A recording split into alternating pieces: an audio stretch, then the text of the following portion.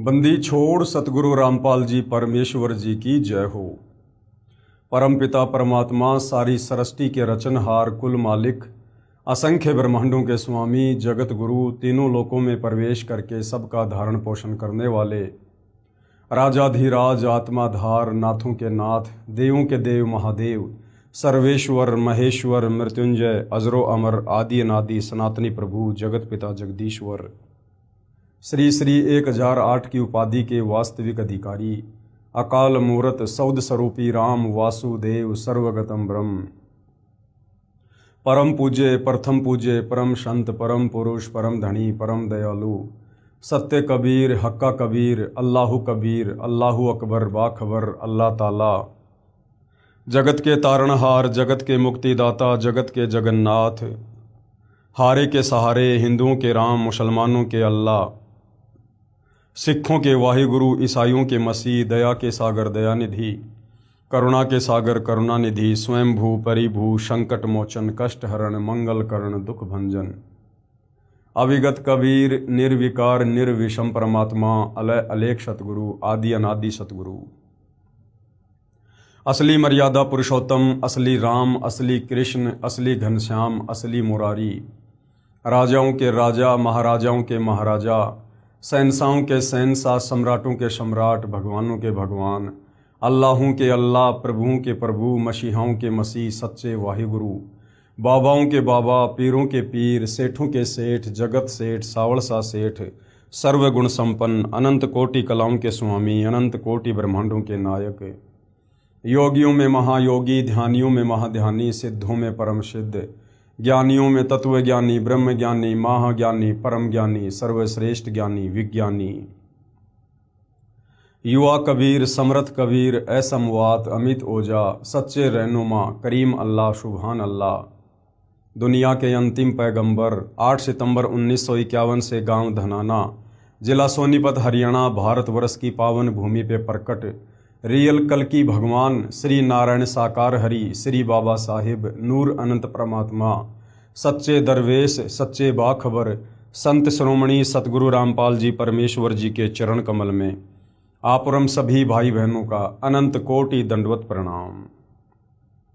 सत्साई भाई और बहनों, बहुत बड़ी दया बहुत बड़ी मेहर पूज्य गुरुदेव भगवान की परमेश्वर रामपाल जी की, जिनके शुभ आशीर्वाद से विशेष आशीर्वाद से आप और हम विश्व के सभी प्राणी सभी भाई बंधु विशेषकर जो मानव शरीर में हैं परम पूज्य परमेश्वर कबीर साहिब सतगुरु रामपाल जी के द्वारा लिखित आध्यात्मिक पुस्तक जो सर्व धर्मशास्त्रों से प्रमाणित है ज्ञान गंगा के ऊपर जो वीडियो बनाने की श्रृंखला जारी है, हम सभी उन वीडियो से जुड़ चुके हैं, हम सभी वो वीडियो देख रहे हैं।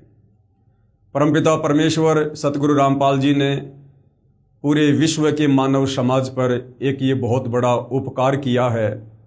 स्वयं सतलोक से चलकर इस भारतवर्ष की पवित्र धरा पर प्रकट हुए और सर्व धर्मशास्त्रों से प्रमाणित ज्ञान आज समाज को दे रहे हैं, जिस आध्यात्मिक ज्ञान के चलते हमारी आत्मा का कल्याण संभव है, हमारा जन्म मरण का रोग समाप्त हो सकता है, हम लक 84 योनियों की भ्रमणा से पीड़ाओं से कष्टों से दुखों से बच सकते हैं।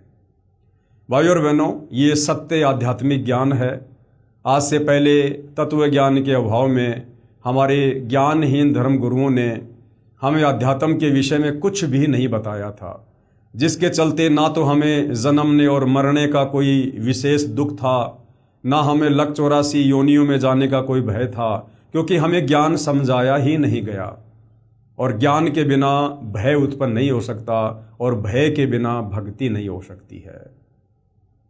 अब गुरुदेव भगवान ने आकर आप और हमारे ऊपर दया करी।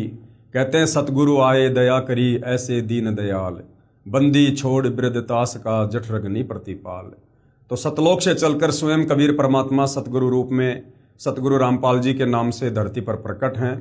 आप हमारे ऊपर उन्होंने महाउपकार किया है और यदि हम उनके ज्ञान को समझकर उनकी शरण ग्रहण कर लेते हैं और यदि आजीवन मर्यादा में रहकर भक्ति करते हैं तो इसी जन्म में हमारी आत्मा का पूर्णतया कल्याण हो जाएगा। लेकिन भाई और बहनों, इससे पहले हमने ज्ञान को समझना बेहद जरूरी है, क्योंकि ज्ञान सतगुरु रामपाल जी के भक्ति मार्ग की रीढ़ की हड्डी है। ज्ञान वो नींव है, वो फाउंडेशन है जिसको अच्छे से समझे बिना हम ऊपर किसी भी प्रकार का कोई भी निर्माण नहीं कर सकते हैं। तो भाई और बहनों, यदि आप पहली बार ज्ञान गंगा पुस्तक के ऊपर ये वीडियो देख रहे हैं तो आप जी से प्रार्थना करूंगा, आप जी इस पुस्तक पर बन चुके प्रत्येक वीडियो को सीरियल वाइज देखिए। इस पुस्तक की भूमिका को अवश्य पढ़िए। भूमिका को समझे बिना, पढ़े बिना हम आगे की वीडियो नहीं समझ सकते हैं। तो भाई और बहनों, आज पवित्र पुस्तक ज्ञान गंगा के ऊपर हमारा 8वें नंबर का वीडियो है और पिछले 2 वीडियो में हम सृष्टि रचना के विषय में जानकारी प्राप्त कर रहे हैं। अभी तक हमने सृष्टि रचना के विषय में पढ़ा कि सर्वप्रथम एक अनामी लोक था जिसको अनामे लोक भी कहते हैं। उस अनामी लोक में कबीर परमात्मा, सत्य पुरुष, परम अक्षर ब्रह्म, पूर्ण ब्रह्म, अकाल मूर्त, सौद स्वरूपी राम, जो उस कबीर परमात्मा के उपमात्मक नाम है, उनकी पदवियों के नाम है। तो अनामी लोक में कबीर परमात्मा अकेले स्वयं ही रहते थे। उसके बाद परमेश्वर के मन में ख्याल आया, विचार आया। उन्होंने अनामी लोक के नीचे 3 और अविनाशी लोकों की रचना की, अगम लोक, अलख लोक और सत्य लोक। और उन तीनों लोकों में कबीर परमात्मा स्वयं ही अपने अन्य रूपों में विराजमान हुए। अगम लोक में विराजमान होने के कारण अगम पुरुष कहलाए और अलख लोक में विराजमान होने के कारण अलख पुरुष कहलाए और सत्य लोक में विराजमान होने के कारण सत्य पुरुष कहलाए। उसके बाद सर्वप्रथम कबीर परमात्मा ने, परम अक्षर ब्रह्म ने सतलोक में सृष्टि की रचना करने की सोची। उसके लिए परमात्मा ने सर्वप्रथम एक शब्द से 16 द्वीपों की रचना की, फिर 16 शब्द उच्चारण करके अपने 16 पुत्रों की उत्पत्ति की और अपने प्रत्येक पुत्रों को एक एक द्वीप में रहने का आदेश दिया। उसके बाद कबीर परमात्मा, सत्य पुरुष, पूर्ण ब्रह्म ने, अविनाशी परमात्मा ने अपने 12वें नंबर के पुत्र अचिंत से कहा कि बेटा, आप सतलोक में मेरे द्वारा दी गई शब्द शक्ति से आप सृष्टि की रचना करो। अचिंत ने अपने शब्द से एक आत्मा की उत्पत्ति की जिसको अक्षर पुरुष का नाम दिया गया, जिसको पर ब्रह्म भी कहते हैं। अक्षर पुरुष मानसरोवर में जाकर सो गया, जो सतलोक में ही है। काफी युगों तक जब निंद्रा से नहीं उठा तो अचिंत ने पूर्ण ब्रह्म कबीर परमात्मा से अर्ज की कि हे परमात्मा, अक्षर पुरुष मानसरोवर में गहरी निंद्रा में सो गया है, उसके बिना सृष्टि नहीं रची जा रही है। तब कबीर परमात्मा, पूर्ण ब्रह्म, सत्य पुरुष कबीर देव ने कहा कि बेटा, तुम्हारे बस की बात सृष्टि की रचना करना है भी नहीं। ये तो तुम्हारे को एक झटका दिया गया है, तुम्हारे को एक ट्रेलर दिखाया गया है कि समर्थ का काम उसी को साजे और करे तो मूर्ख बाजे। आगे से तुम किसी भी प्रकार से मेरे कार्यों में टांग अड़ाने की कोशिश ना करना। फिर कबीर परमात्मा, सत्य पुरुष ने मानसरोवर के जल को अपने हाथ में लिया, अपनी वचन शक्ति से एक अंडा बनाया, उस अंडे में एक आत्मा प्रवेश की और अंडे को मानसरोवर के जल में अक्षर पुरुष जो निंद्रा में सोया हुआ था उसको जगाने के लिए छोड़ा। अंडा अंदर गया, अंडे की गड़गड़ाहट की आवाज़ से अक्षर पुरुष की निंद्रा भंग हुई और उसी समय कबीर परमात्मा जी ने आकाशवाणी की कि भाई, तुम दोनों क्षर पुरुष यानी ज्योति निरंजन, जो अंडे के अंदर आत्मा थी, जिसको आगे चलकर काल भी कहा गया है, कि तुम दोनों मानसरोवर से बाहर आओ। दोनों आत्मा मानसरोवर से बाहर आई और दोनों को कबीर परमात्मा, सत्य पुरुष, अकाल मूर्त, सौद स्वरूपी राम ने आदेश दिया कि तुम दोनों अपने बड़े भाई अचिंत के साथ उसी के लोक में रहो। तीनों आत्मा यानी अचिंत और क्षर पुरुष, जिसको परमात्मा ने अंडे में प्रवेश करके मानसरोवर में छोड़ा था, वो क्षर पुरुष जिसको आगे चलकर काल भी कहा गया है, और अक्षर पुरुष जो मानसरोवर में सोया हुआ था, वो तीनों एक ही लोक में रहने लगे। आगे चलकर क्षर पुरुष यानी काल के मन में एक दोष उत्पन्न हुआ। उसने अलग से राज्य प्राप्ति के लिए और तप करना प्रारंभ किया। 3 बार उसने तप किया। 3 बार के तप के प्रतिफल में परमात्मा ने उसे 21 ब्रह्मांड दिए और सृष्टि को रचने की सामग्री 3 गुण और 5 तत्व दिए। और तीसरी बार के तप में जब उसने आत्माएं मांगी तो कबीर परमात्मा ने कहा कि भाई, आत्मा मैं किसी भी कीमत पर नहीं दे सकता, ये मेरे अंश हैं, ये मेरे बच्चे हैं। हाँ, यदि कोई अपनी सहमति से, अपनी स्वीकृति से, अपनी इच्छा से तेरे साथ जाना चाहता है तेरे 21 ब्रह्मांडों में, तो मैं भेज सकता हूँ, क्योंकि कबीर परमात्मा जी को पता था कि जब ये काल तप कर रहा था उस समय बहुत सी आत्माओं ने इस काल के ऊपर अपनी आसक्ति व्यक्त की कि देखो भाई कितना भयंकर तप कर रहा है, एक पैर पर खड़ा है, 70 युग प्लस 64 युग। तो आप और हम जितनी भी आत्माएं वर्तमान में काल के 21 ब्रह्मांड में फंसी पड़ी हैं, देवी देवताओं से लेकर ब्रह्मा विष्णु महेश से लेकर मानव शरीरधारी प्राणियों से लेकर गधे कुत्ते सुअर, हम सभी ने वहां पर काल के ऊपर आसक्ति व्यक्त की और अपने परमात्मा से अपना मन हटा लिया। ऊपर से हम दिखावा करते रहे कि परमात्मा जी हम आपको मानते हैं, लेकिन अंदर से काल के प्रति विशेष प्यार विशेष प्रेम उत्पन्न हो गया। हम पतिव्रता पद से नीचे गिर गए और पतिव्रता पद से नीचे गिरने के बाद आत्मा सतलोक में नहीं रह सकती है।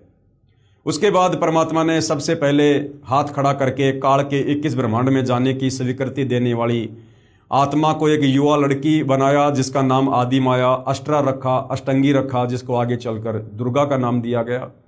उसको परमात्मा जी ने काल के पास छुड़वा दिया। लड़के का युवा शरीर होने के कारण, रंग रूप निखरा होने के कारण उधर से क्षर पुरुष यानी ज्योति निरंजन के मन में दोष उत्पन्न हुआ, क्योंकि उसने पहले ही अपनी नादानी से 3 गुण परमात्मा से प्राप्त कर लिए थे, रजगुण सतगुण तम गुण।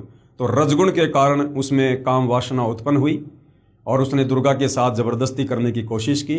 तो दुर्गा ने अंत में उसके मुख के माध्यम से उसके पेट में शरण ली और वहां बैठकर अपने पिता कबीर भगवान से याचना की कि हे परमात्मा मेरी रक्षा करो, इस क्षर पुरुष से मेरी रक्षा करो। परमात्मा जी वहां गए, काल के पेट से दुर्गा को बाहर निकाला और उसके बाद उनको श्राप दिया कि भाई आज के बाद तेरा नाम काल होगा, तू प्रतिदिन 1 लाख मानव शरीरधारी आत्माओं का आहार किया करेगा और अब मैं तुझे यहाँ सतलोक से 16 संकोच की दूरी पर निष्कासित करता हूँ। इतना कहकर परमेश्वर जी ने उसको श्राप दिया और उसी समय काल के 21 ब्रह्मांड जो पहले सतलोक में ही थे वहाँ से विमान की तरह चल पड़े और सतलोक से 16 शंख कोश यानी 48 शंख किलोमीटर की दूरी पर आकर स्वतः ही रुक गए। उसके बाद इस काल ने दुर्गा से कहा कि अब मैं मनमानी करूंगा, अब मुझे रोकने वाला यहाँ कोई नहीं है, मुझे जो भी सजा मिलनी थी मिल चुकी है। दुर्गा ने फिर भी इससे प्रार्थना की कि मेरे को परमात्मा ने वचन शक्ति दे रखी है, शब्द शक्ति दे रखी है, आप जितनी आत्मा चाहोगे मैं वचन से पैदा कर दूंगी, आप ये गंदा कर्म शुरू मत करो, मैथुन क्रिया, ये शारीरिक संभोग वाली क्रिया जो है आप शुरू मत करो, जीव बहुत ज़्यादा दुखी हो जाएंगे। लेकिन काल ने एक नहीं सुनी और दुर्गा के साथ जबरदस्ती जो है दुर्गा को भी विषय वासनाओं से प्रेरित करके और 3 पुत्रों ब्रह्मा विष्णु महेश की रचना की। 21 ब्रह्मांड में बहुत सारी उसने रचना की, 3 लोक रचे। आगे चलकर तीनों देवताओं को दुर्गा के माध्यम से सचेत करवा दिया। समुद्र मंथन के दौरान ब्रह्मा जी को वेद दिए, ब्रह्मा ने वेद पढ़े और वेदों से ब्रह्मा को पता चला कि कोई पूर्ण परमात्मा है, वो सशरीर है। और ब्रह्मा जी ने फिर उस परमात्मा की प्राप्ति के लिए 4 युग तप किया, लेकिन परमात्मा नहीं मिले। उसके बाद विष्णु ने भी प्रयास किया, शंकर जी ने भी अपनी माता के कहने पर मना कर दिया कि माता जी मैं अपने पिता के दर्शन करने का प्रयास नहीं करूंगा, जब मेरे 2 भाइयों को नहीं मिले तो मुझे कैसे मिलेंगे। और उसके बाद में ब्रह्मा विष्णु महेश की शादी दुर्गा ने समुद्र मंथन के दौरान अपने ही 3 रूप बनाकर सावित्री रूप में, लक्ष्मी रूप में, पार्वती रूप में उसकी शादी की। और उसके बाद फिर इस काललोक की सृष्टि की शुरुआत हुई। तो भाई और बहनों, आपने जो ये मौखिक सृष्टि रचना परम पूज्य परमेश्वर सतगुरु रामपाल जी के मुख कमल से, उनके प्रवचनों में और उन्हीं के कर कमल से लिखित जो पवित्र पुस्तक जिसके ऊपर हम वीडियो बना रहे हैं, पवित्र पुस्तक ज्ञान गंगा, इस ज्ञान गंगा में आप और मैंने अभी तक जो सृष्टि रचना देखी है, सुनी है, पढ़ी है, साथ में हमने कुछ प्रमाण भी हमारे धर्मशास्त्रों से देखे हैं। अब हमारे वेदों में 4 वेद हैं, यजुर्वेद, सामवेद, ऋग्वेद, अथर्ववेद। अब इन वेदों में सृष्टि रचना का प्रमाण कहाँ है? जो सृष्टि रचना सतगुरु रामपाल जी ने बताई है, इन वेदों में, गीता जी में या अन्य महापुरुषों की लेखनी में, उनके ग्रंथों में यदि हमें इसी सृष्टि रचना का ज्यों का त्यों हमें ये प्रमाण मिल जाए तो हमारी आत्मा इस बात को स्वीकार कर लेगी कि वास्तव में बात हमारी यहीं से बिगड़ी है और हम तो इस काल के लोक में जेल काट रहे हैं, ताकि हमारी भक्ति में रुचि बढ़े। तो भाइयों और बहनों, अभी तक हमने काल के विषय में कंप्लीट जानकारी प्राप्त की है। अब हम काल के बाद जो अक्सर पुरुष था, जो मानसरोवर में जाकर सो गया था, जिसने अपने कार्य में गफलत की, क्योंकि अचिंत ने उसको अपनी शब्द शक्ति से उत्पन्न किया था सृष्टि रचना में सहयोग के लिए, लेकिन उसने अपने कार्य में गफलत की और वो मानसरोवर में जाकर गहरी निंद्रा में सो गया। दूसरी गलती उसकी ये बनी कि जब परमात्मा ने एक अंडा बनाकर और अंडे में एक आत्मा को प्रवेश करके जब उसको जगाने के लिए नीचे छोड़ा, तो उसने अंडे को उसने गुस्से से देखा, जिससे अंडा दो भाग हो गया, यानी उसने गुस्सा किया। इन दो कर्मों की सजा उस अक्षर पुरुष को भी मिली। और किस प्रकार से फिर आगे चलकर परमात्मा ने अक्षर पुरुष को यानी परब्रह्म को भी सतलोक से निष्कासित किया, हम इसके विषय में आज सृष्टि रचना में आगे जानकारी प्राप्त जो है वो करेंगे। ये पवित्र पुस्तक ज्ञान गंगा संपूर्ण सृष्टि रचना पेज नंबर 43 है। परब्रह्म, ये परब्रह्म कौन है? गीता अध्याय 15 श्लोक नंबर 16 में जिन दो भगवानों का जिक्र है, क्षर और अक्षर। क्षर यानी ये काल ज्योति निरंजन दुर्गा का पति ब्रह्मा विष्णु महेश का पिता, और अक्षर ये परब्रह्म है जिसके 7 शंख ब्रह्मांड हैं। परब्रह्म के 7 शंख ब्रह्मांडों की स्थापना कबीर परमेश्वर यानी कबीर देव ने आगे बताया है कि परब्रह्म यानी अक्षर पुरुष ने अपने कार्य में गफलत की, क्योंकि यह मानसरोवर में सो गया, तथा जब परमेश्वर यानी मैंने अर्थात कबीर साहिब ने उस सरोवर में अंडा छोड़ा, तो अक्षर पुरुष यानी परब्रह्म ने उसे क्रोध से देखा। यानी भाइयों और बहनों, परमात्मा का विधान है उनकी शरण में आने के बाद या उनकी ज्यूरिडिक्शन में रहते सहते यदि हम उनके विधान को तोड़ेंगे, कोई भी गफलत करेंगे, उस कर्म का हमें दंड भोगना पड़ेगा। तो जब परमात्मा ने अंडा जल में छोड़ा था तो अक्षर पुरुष ने उसको क्रोध से देखा, जबकि सतलोक में ये क्रोध करने की अनुमति नहीं है, वहां पर गुस्सा करने की अनुमति नहीं है। लेकिन इस अक्षर पुरुष ने परब्रह्म ने परमात्मा के विधान को तोड़ा, जिस कारण से उसे दंड भोगना पड़ा। उस सरोवर में अंडा छोड़ा तो अक्षर पुरुष यानी परब्रह्म ने उसे क्रोध से देखा। इन दोनों अपराधों के कारण, एक तो उसने अपने कार्य में गफलत की, मानसरोवर में सो गया, दूसरा जब परमात्मा ने अंडा छोड़ा तो परब्रह्म यानी अक्षर पुरुष ने अंडे को जो है क्रोध से देखा। इन दोनों अपराधों के कारण 7 शंख ब्रह्मांडों सहित सतलोक से बाहर कर दिया। काल को 21 ब्रह्मांड सहित और इस परब्रह्म को अक्षर पुरुष को 7 शंख नील शंख इतने ब्रह्मांड देकर इसको सतलोक से बाहर कर दिया। अन्य और क्या कारण था जिसके चलते फिर अक्षर पुरुष को सतलोक से बाहर करना पड़ा? अन्य कारण, अक्षर पुरुष यानी परब्रह्म अपने साथी ब्रह्म यानी क्षर पुरुष यानी काल की विदाई में व्याकुल होकर परमपिता कबीर देव कबीर परमेश्वर की याद भूलकर उसी को याद करने लगा, तथा सोचा कि क्षर पुरुष यानी ब्रह्म काल तो बहुत आनंद मना रहा होगा, वह स्वतंत्र राज्य करेगा, मैं पीछे रह गया। तथा अन्य कुछ आत्माएं जो परब्रह्म के साथ 7 शंख ब्रह्मांडों में जन्म मृत्यु का कर्मदंड भोग रही हैं, उन हंस आत्माओं की विदाई की याद में खो गई, जो ब्रह्म यानी काल के साथ 21 ब्रह्मांडों में फंसी है, तथा पूर्ण परमात्मा सुखदाई कबीर देव की याद भुला दी। अब देखो भाइयों और बहनों, सब ने लगभग सेम गलती की है, और वो एक जैसी गलती क्या है, जिस गलती से आप और हमने भी वर्तमान में यदि वापस सतलोक जाना है, पूर्ण मोक्ष प्राप्त करना है, तो आप और हमने भी बहुत ध्यान देना होगा। क्योंकि जिस गलती के कारण हम सतलोक से यहाँ आ गए, अब काल हमसे वो गलती करवाएगा। लगभग सबकी गलती सेम रही। अपने परमपिता परमेश्वर की याद भुलाकर यानी पतिव्रता पद से नीचे गिरकर और एक जीव के ऊपर आसक्ति करना।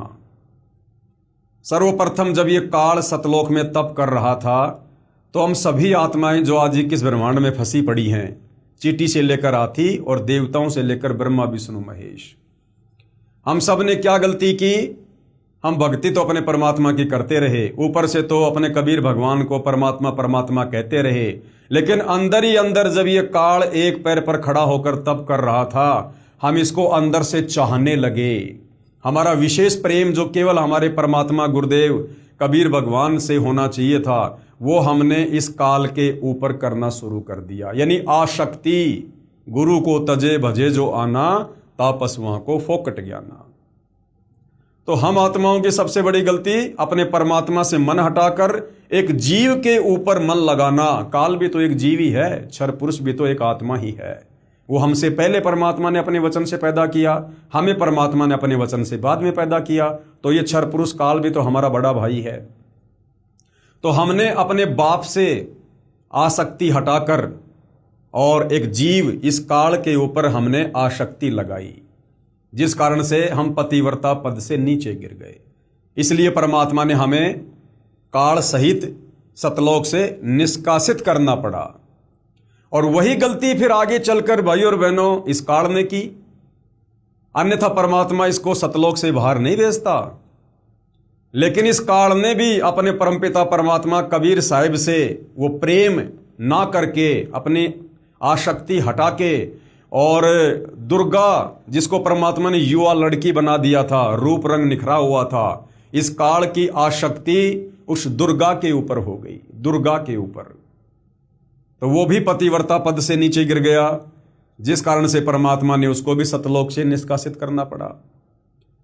और जब परमात्मा ने 21 ब्रह्मांड सहित काल, दुर्गा और दुर्गा के अंतःकरण में हम सभी आत्माओं को सूक्ष्म रूप में डालकर सतलोक से निष्कासित कर दिया, उसके काफी लंबे समय बाद ये जो अक्षर पुरुष है, पर ब्रह्म, इसके मन में भी ये व्याकुलता उत्पन्न हो गई। ये भी धीरे धीरे धीरे धीरे पतिव्रता पद से नीचे गिरने लगा और मन ही मन में सोचने लगा कि भैया वो काल और दुर्गा और ये जितनी भी आत्माएं जो गई हैं सतलोक से काल के साथ 21 ब्रह्मांड में, ये तो ना जाने वहां पर क्या सुख भोग रहे होंगे, जबकि हम यहाँ पर सुअर बन के टट्टी खा रहे हैं, हम यहाँ पर लैट्रिन खा रहे हैं कुत्ता बन के, हम यहाँ गोबर खा रहे हैं जो है कौवा बन के, हमारी नरक स्वर्ग में दुर्गति हो रही है, तपस्या पर भूने जा रहे हैं।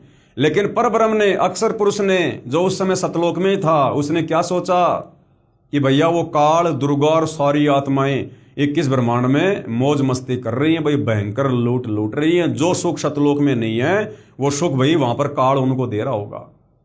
तो उस काल की, क्षर पुरुष की विदाई में और ये अक्षर पुरुष भी चिंतित रहने लगा। चिंतित रहने का मतलब है ज्यादातर ध्यान ये उस काल का करने लगा कि वो तो मजा ले रहा होगा, मौज कर रहा होगा। तो काल का सुमरण ज्यादा हो गया और अपने परमपिता कबीर साहिब की याद कम हो गई, अर्थात वो भी पतिव्रता पद से नीचे गिर गया। और सतलोक में हम जो भक्ति करते हैं परमात्मा के द्वारा दी गई, उस भक्ति को करते करते उसके मन में अलग से राज्य प्राप्त करने की इच्छा जागृत हो गई। तो परमात्मा जी ने उसको 7 शंख ब्रह्मांड दे दिए, 7 शंख ब्रह्मांड। अर्थात अक्षर पुरुष यानी पर ब्रह्म ने भी अपने परमपिता परमेश्वर से जो विशेष प्रेम करना था, वहां से अपनी सुरती हटाकर और काल की याद में सुरती लगा दी। अर्थात वो भी एक जीव के ऊपर आसक्त हो गया। और जिस समय ये अक्षर पुरुष उस काल की याद में व्याकुल रहने लगा, मौन रहने लगा, चिंतित रहने लगा, तो हम और बाकी बहुत सारी आत्माएं जो उस समय सतलोक में थी, आप और हम नहीं, आप और हमारे आने के बाद जो बाकी आत्मा सतलोक में बची हुई थी, वो बहुत सारी आत्माएं उस अक्षर पुरुष की व्याकुलता के ऊपर फिदा हो गई। और उन आत्माओं के मन में भी ये दोष आ गया कि भाई उस काल के साथ में जितने भी आत्माओं ने स्वीकृति दी थी 21 ब्रह्मांड में जाने की, और भाई वो तो चले गए और हम भाई उस समय पिताजी के डर से हाथ खड़ा नहीं कर पाए, और भाई वो आत्मा तो ना जाने क्या सुख भोग रही होंगी। तो उन आत्माओं के मन में भी दोष आ गया, अर्थात वो आत्माएं भी बाकी 21 ब्रह्मांड वाली आत्माओं के ऊपर आसक्त हो गई, जिस कारण से परमात्मा ने फिर अक्षर पुरुष के साथ में और बहुत सारी आत्माओं को सतलोक से निष्कासित कर दिया।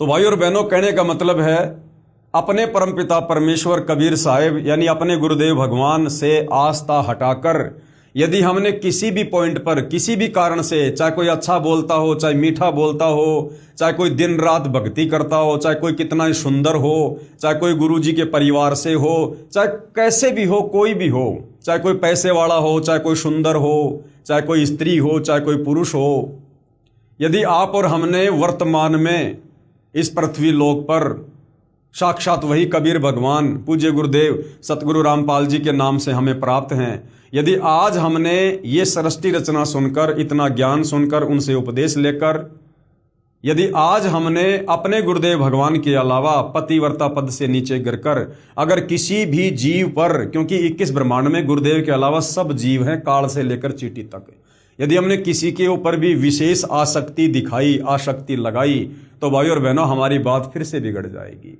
और इसके बहुत सारे उदाहरण हैं। एक उदाहरण आपको अब्राहिम सुल्तान का भी दिया जाता है। अब्राहिम सुल्तान जो बलख बुखारे का बादशाह था, जिसके ठाट बाट इतने अजब गजब थे, देवताओं का राजा इंद्र भी शर्मा जाया करता था कि भाई ऐसे ठाट बाट तो मेरे भी नहीं हैं जो बलख बुखारे के बादशाह अब्राहिम सुल्तान के हैं। परमात्मा ने तरह तरह से बहुत सारी घटनाओं को जन्म देकर उस आत्मा में वैराग्य पैदा किया और अंत में वो अब्राहिम सुल्तान उस ठाट बाट को छोड़कर, राज्य को छोड़कर और घर से बाहर निकल गया परमात्मा की भक्ति के लिए, और जंगल में रहकर लकड़ियां तोड़कर अपना शहर में बेचकर जीवन यापन करने लगा, अपनी भक्ति करने लगा। बीच बीच में परमात्मा के सत्संग सुनने के लिए आश्रम में भी जाया करता था। और काफ़ी लंबे समय बाद जब परमात्मा ने उसको कहा कि बेटा तू अब मक्का मदीना जा, वहाँ पर तेरे जैसे बहुत सारे मुसलमान भाई भ्रमित हैं, उनको असली अल्लाह की जानकारी दे, सतभक्ति की जानकारी दे। तो वो मक्का मदीना चला गया और वहाँ जाने के बाद भाई और बहनों, जब बलख बुखारे के कुछ लोग वहाँ पर हज करने गए, मक्का गए, तो उन्होंने उसे पहचान लिया कि ये तो अब्राहिम सुल्तान है। वापस आकर उस व्यक्ति ने अब्राहिम सुल्तान के परिवार के सदस्यों को जानकारी दी कि भाई जो अब्राहिम जी जो राज्य छोड़कर चले गए थे वो ऐसे ऐसे मक्का में हैं। तो अब्राहिम सुल्तान की 16,000 रानियाँ थी, उनमें से एक रानी और एक बेटा। उस रानी ने कहा कि मैं अपने पति के दर्शन करने जाऊंगी, साथ में अपने 12-13 वर्ष के एक बेटे को लेके गई। जब अब्राहिम सुल्तान ने राज्य छोड़ा था उस समय वो बच्चा उसके वो गर्भ में था, और अब्राहिम सुल्तान के दर्शन करने के लिए वो रानी, उसका बेटा और गांव का कोई व्यक्ति वो मक्का चले जाते हैं। वहाँ जाकर अब्राहिम सुल्तान के सामने वो रानी खड़ी हो जाती है, वो बेटा खड़ा हो जाता है। अब्राहिम सुल्तान के 16,000 रानियाँ थी, वो तो नहीं पहचान पाया, लेकिन उस बच्चे को देखकर और अब्राहिम उसके ऊपर आसक्त हो गया, एक टक उसकी तरफ देखने लगा। एक विशेष प्रेम, एक विशेष मोह उसका जागृत हो गया। और फिर उस व्यक्ति ने बताया कि अब्राहिम जी, ये स्त्री आपकी रानी है जिसको आप छोड़ के आ गए थे, और ये बेटा आप ही का है। जब आप बलख बुखारे को छोड़ के आए थे उस समय ये इसके वो गर्भ में था। अब इस बात को सुनकर कि ये तो मेरा ही बेटा है, अब्राहिम सुल्तान का प्यार उमड़ पड़ा, उसकी मोह ममता जागृत हो गई, शतोगुण का प्रभाव जागृत हो गया और विशेष प्रेम हो गया। और अब्राहिम ने उस बच्चे को उठाकर अपनी गोद में बैठा लिया, उसको प्यार करने लगा। उसी समय भाई और बहनों, कबीर परमात्मा जी की आकाशवाणी हुई कि ऐ अब्राहिम सुल्तान, अब तू मेरे किसी काम का नहीं है। तेरा विशेष प्रेम, तेरी विशेष मोह, तेरी आस्था अब तेरे परिवार में हो गई है। अब तू ये भक्ति कर या ना कर, चाहे भक्ति छोड़ दे, तू अपने घर चला जा। अब तेरी आस्था मेरे अंदर नहीं है। गुरु को तजे भजे जो आना, ता पशुओं को फोकट ज्ञाना। ये आकाशवाणी सुनकर अचानक से उसकी वो मूर्छा थी वो टूटी और अपनी गलती को लेकर रोने लगा, पछताने लगा, परमात्मा से माफी मांगी। तो भाई और बहनों, यदि हमने अपने गुरुदेव, अपने परमात्मा से आस्था हटाकर यदि कार, कोठी, बेटा, बेटी यानी किसी भी वस्तु पर यदि हमने यहाँ पर लगाई, तो भाई और बहनों, आप और हमारा फिर से काम बिगड़ जाएगा। तो आप और हमने ये बहुत ही सावधानी रखनी है, और ये सावधानी रखी जाएगी जब हम ज्ञान को अच्छे से सुनेंगे, और ज्ञान के साथ साथ हमें भक्ति की शक्ति भी चाहिए। जब हम सुमरण करेंगे, परमात्मा जी का सत्संग सुनेंगे, गुरुदेव की महिमा करेंगे और किसी न किसी तरह से अपने गुरुदेव भगवान की भक्ति के निकट बने रहेंगे, तब जाकर ये बात हमारी बनेगी। उन हंस आत्माओं की विदाई की याद में खो गई जो ब्रह्म यानी काल के साथ 21 ब्रह्मांडों में फंसी हैं, तथा पूर्ण परमात्मा सुखदाई कबीर देव की याद बुला दी। परमेश्वर कबीर देव के बार बार समझाने पर भी आस्था कम नहीं हुई। जो आत्माएं परब्रह्म के ऊपर आसक्त हो गई और 21 ब्रह्मांड में आ चुकी अन्य आत्माओं के ऊपर आसक्त हो रही थी सतलोक में बैठी बैठी, उनको भी परमात्मा ने बहुत समझाया था, बहुत आकाशवाणी की, लेकिन उन्होंने भी ध्यान नहीं दिया।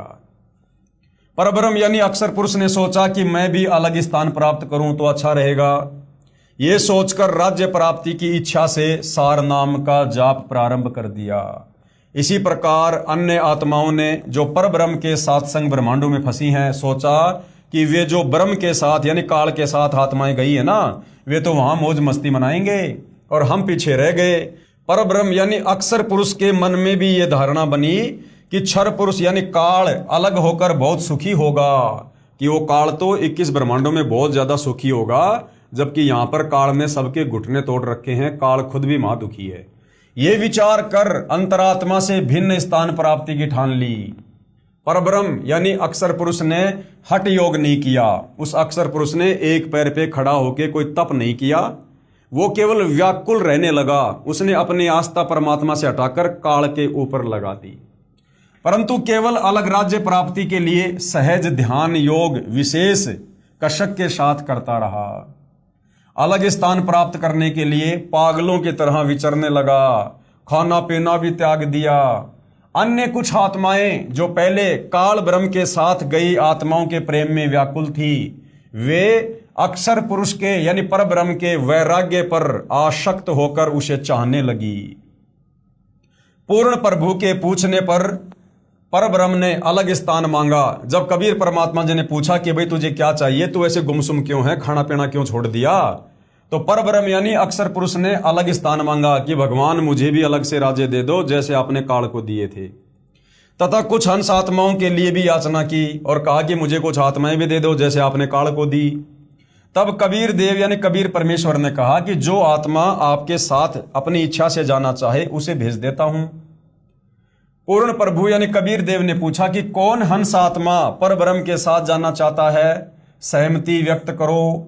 बहुत समय उपरांत एक हंस ने स्वीकृति दी, यानी सेम टू सेम वही काम हुआ। फिर देखा देखी उन सभी आत्माओं ने भी सहमति व्यक्त कर दी।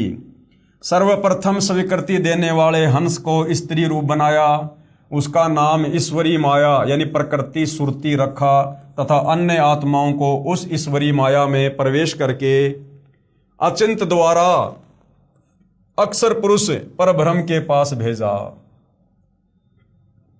पतिव्रता पद से गिरने की सजा पाई। क्या सजा पाई? पतिव्रता पद से नीचे गिरने की। पतिव्रता पद यानी अपने परम पिता परमेश्वर, अपने पति परमेश्वर कबीर साहिब से आस्था कम करके और एक जीव के ऊपर आस्था लगा ली, तो पतिव्रता पद से गिरने की सजा पाई। इसी प्रकार भाई और बहनों, वर्तमान में गुरुदेव भगवान ने हमें जो भक्ति दे दी है और समझा दिया है कि बच्चों वो कबीर भगवान तुम्हारा गुरु ही है और कोई नहीं है। अब यदि हमने अपने गुरुजी के अलावा किसी और में भगवान को देखा, किसी और को इष्ट बनाया, किसी और की फोटो में हमने आस्था रखी, अपने गुरु के अलावा किसी और को कबीर परमात्मा के रूप में स्वीकार कर लिया, किसी और का हमने प्रकट दिवस मना लिया, बोध दिवस मना लिया, तो भाई और बहनों आप और हमारी भी बात बिगड़ जाएगी। पतिव्रता पद से गिरने की सजा पाई। कई युगों तक दोनों सात संग ब्रह्मांडों में रहे, परंतु परब्रह्म ने दुर्व्यवहार नहीं किया। इस परब्रह्म ने, अक्षर पुरुष ने वो गलती नहीं की उस ईश्वरी माया के साथ जो गलती उस काल ने दुर्गा के साथ की थी, जबरदस्ती करने की, बलात्कार करने की। वो गलती काल ने नहीं की, बल्कि इस परब्रह्म ने, अक्षर पुरुष ने उस ईश्वरी माया के साथ, जिसने सबसे पहले इस परब्रह्म के साथ जाने की स्वीकृति दी, जिसकी परमात्मा ने दुर्गा की तरह सुंदर युवा लड़की बनाकर उसके पास भिजवाया था, इन दोनों ने अपनी स्वेच्छा से, अपनी मर्जी से इन्होंने शारीरिक संबंध बनाए। इन्होंने जबरदस्ती नहीं की एक दूसरे के साथ, जिसके चलते सतलोक से तो इनको बाहर निकालना ही पड़ा। लेकिन परमात्मा ने इस परब्रह्म के लोक में फिर जीवों को सजा देने के लिए तपतशिला का कष्ट नहीं दिया, क्योंकि इन्होंने अपनी मर्जी से, अपनी स्वेच्छा से शारीरिक संबंध बनाने की एक दूसरे को सहमति दी, जिस कारण से परब्रह्म के सात संग ब्रह्मांडों में तपतशिला का कष्ट नहीं है। कई युगों तक दोनों सात संग ब्रह्मांडों में रहे। कौन? अक्षर पुरुष और वो ईश्वरी माया। परंतु परब्रह्म ने यानी अक्षर पुरुष ने दुर्व्यवहार नहीं किया, बलात्कार नहीं किया, जबरदस्ती नहीं की। ईश्वरी माया की स्वेच्छा से अंगीकार किया, यानी शारीरिक संबंध बनाए, तथा अपनी शब्द शक्ति द्वारा नाखूनों से स्त्री इंद्री योनि बनाई। ईश्वरी देवी की सहमति से संतान उत्पन्न की। इसलिए परब्रह्म के लोक यानी सात संग ब्रह्मांडों में प्राणियों को तपतशिला का कष्ट नहीं है, तथा वहां पशु पक्षी भी ब्रह्मलोक के देवों से अच्छे चरित्र युक्त हैं। अब देख लो भाइयों और बहनों, गलत व्यक्ति की संगति, कुसंगति का भी कितना बड़ा दंड मिलता है।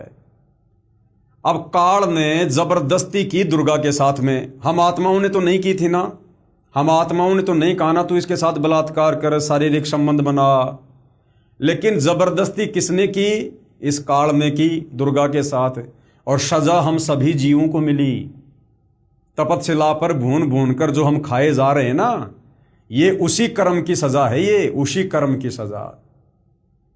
अरे हमने तो केवल काल के ऊपर आसक्ति की थी 21 ब्रह्मांड में आने के लिए, और वो ही आसक्ति जो आत्माएं उस परब्रह्म के लोक में हैं, उन्होंने भी परब्रह्म के साथ सातसंग ब्रह्मांडों में जाने की इच्छा व्यक्त की, लेकिन परब्रह्म ने ईश्वरी के साथ जबरदस्ती नहीं की, बलात्कार करने का प्रयास नहीं किया, जिस कारण से सात संग ब्रह्मांड में रहने वाली आत्माओं को तपतशिला का कष्ट नहीं है।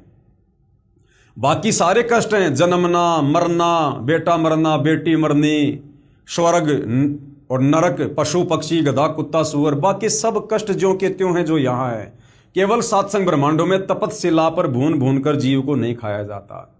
तो देख लो भाई और बहनों, गलती करी काल ने दुर्गा के साथ बलात्कार करने की, और सजा आज आप और हम सभी आत्माएं भोग रही हैं, क्योंकि हमने उसके ऊपर आसक्ति व्यक्त की। तो कुसंगति का कितना बड़ा दुष्परिणाम जीव को भोगना पड़ता है। इसलिए परब्रह्म यानी अक्षर पुरुष के सात संग ब्रह्मांडों में प्राणियों को तपतशिला का कष्ट नहीं है, तथा वहां पशु पक्षी भी ब्रह्मलोक यानी काल के देवों से अच्छे चरित्र वाले हैं। यानी अक्षर पुरुष के लोक में जो पशु पक्षी है ना, वो इस काल लोक के देवी देवताओं से भी अच्छे जो है वो चरित्र वाले हैं। आयु भी बहुत लंबी है, परंतु जन्म मृत्यु कर्म आधार पर वो कर्म दंड यानी कभी आंख फूटना, कभी पैर कटना, कभी कुछ होना, तथा परिश्रम करके ही पेट पूर्ति होती है, काम धंधा करके ही वहां पर उदर पूर्ति होती है। स्वर्ग तथा नरक भी ऐसे ही बने हैं। परब्रह्म यानी अक्षर पुरुष को सात संग ब्रह्मांड उसके इच्छा रूपी भक्ति ध्यान अर्थात सहज समाधि विधि से की उसकी कमाई के प्रतिफल में प्रदान किए, तथा सत्य लोक से भिन्न स्थान पर गोलाकार परिधि में बंद करके सात संग ब्रह्मांडों सहित अक्षर पुरुष यानी अक्षर ब्रह्म व ईश्वरी माया को निष्कासित कर दिया। लेकिन परमात्मा ने उसे सतलोक में रखा नहीं, सतलोक के ही एक कोने में अलग से, और उसके सात संग ब्रह्मांडों को कैद कर दिया परमात्मा ने अपनी वचन शक्ति से, और उसको रख दिया। पूर्ण ब्रह्म कौन? कबीर परमात्मा, कबीर परमेश्वर, जिनको सत्य पुरुष भी कहते हैं। पूर्ण ब्रह्म सत्य पुरुष असंख्य ब्रह्मांडों जो सतलोक आदि में हैं, तथा ब्रह्म यानी काल के 21 ब्रह्मांडों तथा पर ब्रह्म के सात संग ब्रह्मांडों का भी प्रभु यानी मालिक है, अर्थात परमेश्वर कबीर देव कुल का मालिक है।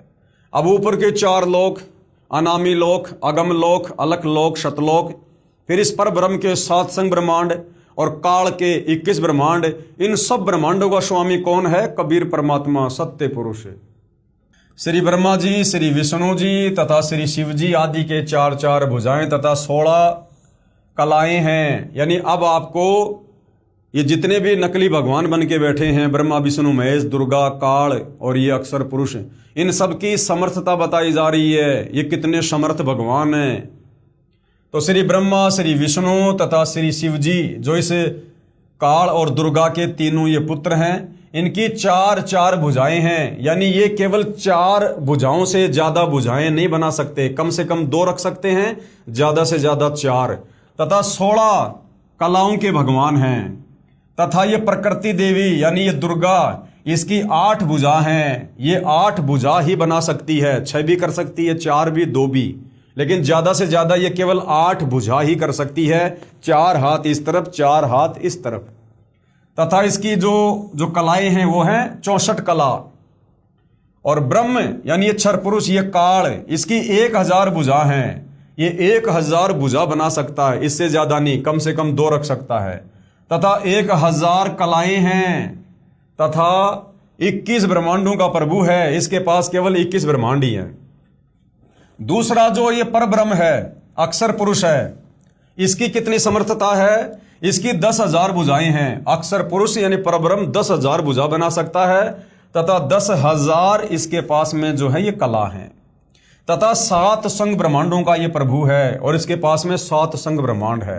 लेकिन जो पूर्ण ब्रह्म है, पूर्ण परमात्मा है, कबीर साहिब हैं, वो कितने समर्थ हैं?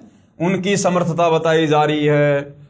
पूर्ण ब्रह्म परम अक्षर पुरुष अर्थात सत्य पुरुष की असंख्य भुजाएं, कोई गिनती ही नहीं है, काउंटलेस, तथा असंख्य कलाएं हैं, अनंत कोटि कलाओं के स्वामी हैं कबीर भगवान, तथा ब्रह्म के 21 ब्रह्मांड और पर ब्रह्म के 7 संग ब्रह्मांडों सहित असंख्य ब्रह्मांडों का स्वामी भी कबीर परमात्मा है। प्रत्येक प्रभु अपनी सर्व भुजाओं को समेट कर केवल 2 भुजाएं भी रख सकते हैं तथा जब चाहें सर्व भुजाओं को भी प्रकट कर सकते हैं। और पूर्ण परमात्मा यानी कबीर परमात्मा पर ब्रह्म के प्रत्येक ब्रह्मांड में भी अलग अलग स्थान बनाकर अन्य रूप में गुप्त रहता है। कबीर परमात्मा जी अक्षर पुरुष के 7 संग ब्रह्मांडों के प्रत्येक ब्रह्मांड में यानी एक एक ब्रह्मांड में परमात्मा कबीर भगवान अलग अलग रूप बनाकर, अलग अलग जगह बनाकर वहां भी परमात्मा रहता है। वहां की आत्माओं को भी परमात्मा, जो गलती उन्होंने सतलोक में की थी, वो सृष्टि रचना परमात्मा उनको भी समझाता है, उनसे भी परमात्मा भक्ति करवाता है, जैसे यहां आकर आप और हमसे करवा रहे हैं। पूर्ण परमात्मा यानी कबीर भगवान परब्रह्म यानी अक्षर पुरुष के प्रत्येक ब्रह्मांड में भी अलग स्थान बनाकर अन्य रूप में गुप्त रहता है। जैसे यहां पर परमात्मा ने काल के 21 ब्रह्मांड में मिन्नी सतलोक बना रखा है। यूं समझो जैसे एक घूमने वाला कैमरा बाहर लगा देते हैं तथा अंदर टेलीविजन रख देते हैं। टीवी पर बाहर का सारा दृश्य नजर आता है तथा दूसरा टीवी बाहर रखकर अंदर का कैमरा स्थायी करके रख दिया जाए, उसमें केवल अंदर बैठे प्रबंधक का चित्र दिखाई देता है, जिसे सर्व कर्मचारी सावधान रहते हैं। इसी प्रकार पूर्ण परमात्मा अपने सतलोक में बैठकर सभी को नियंत्रित किए हुए है तथा प्रत्येक ब्रह्मांड में भी सतगुरु कबीर देव विद्यमान रहते हैं। जैसे सूर्य दूर होते हुए भी अपना प्रभाव अन्य लोकों में बनाए हुए है।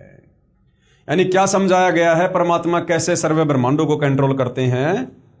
जैसे एक मैनेजर होता है, मैनेजर वो अपनी केबिन में अपने ऑफिस में बैठा होता है और उसके सामने कंप्यूटर होता है, और बाकी जो कंपनी होती है, कंपनी में हर जगह कैमरे लगे होते हैं, अंदर बाहर हर जगह, और वो मैनेजर अपने लैपटॉप में, अपने कंप्यूटर में, उस कैबिन में बैठा बैठा सबको देख रहा होता है, कौन क्या काम कर रहा है, कौन क्या काम नहीं कर रहा है, सब पर उसकी नजर होती है।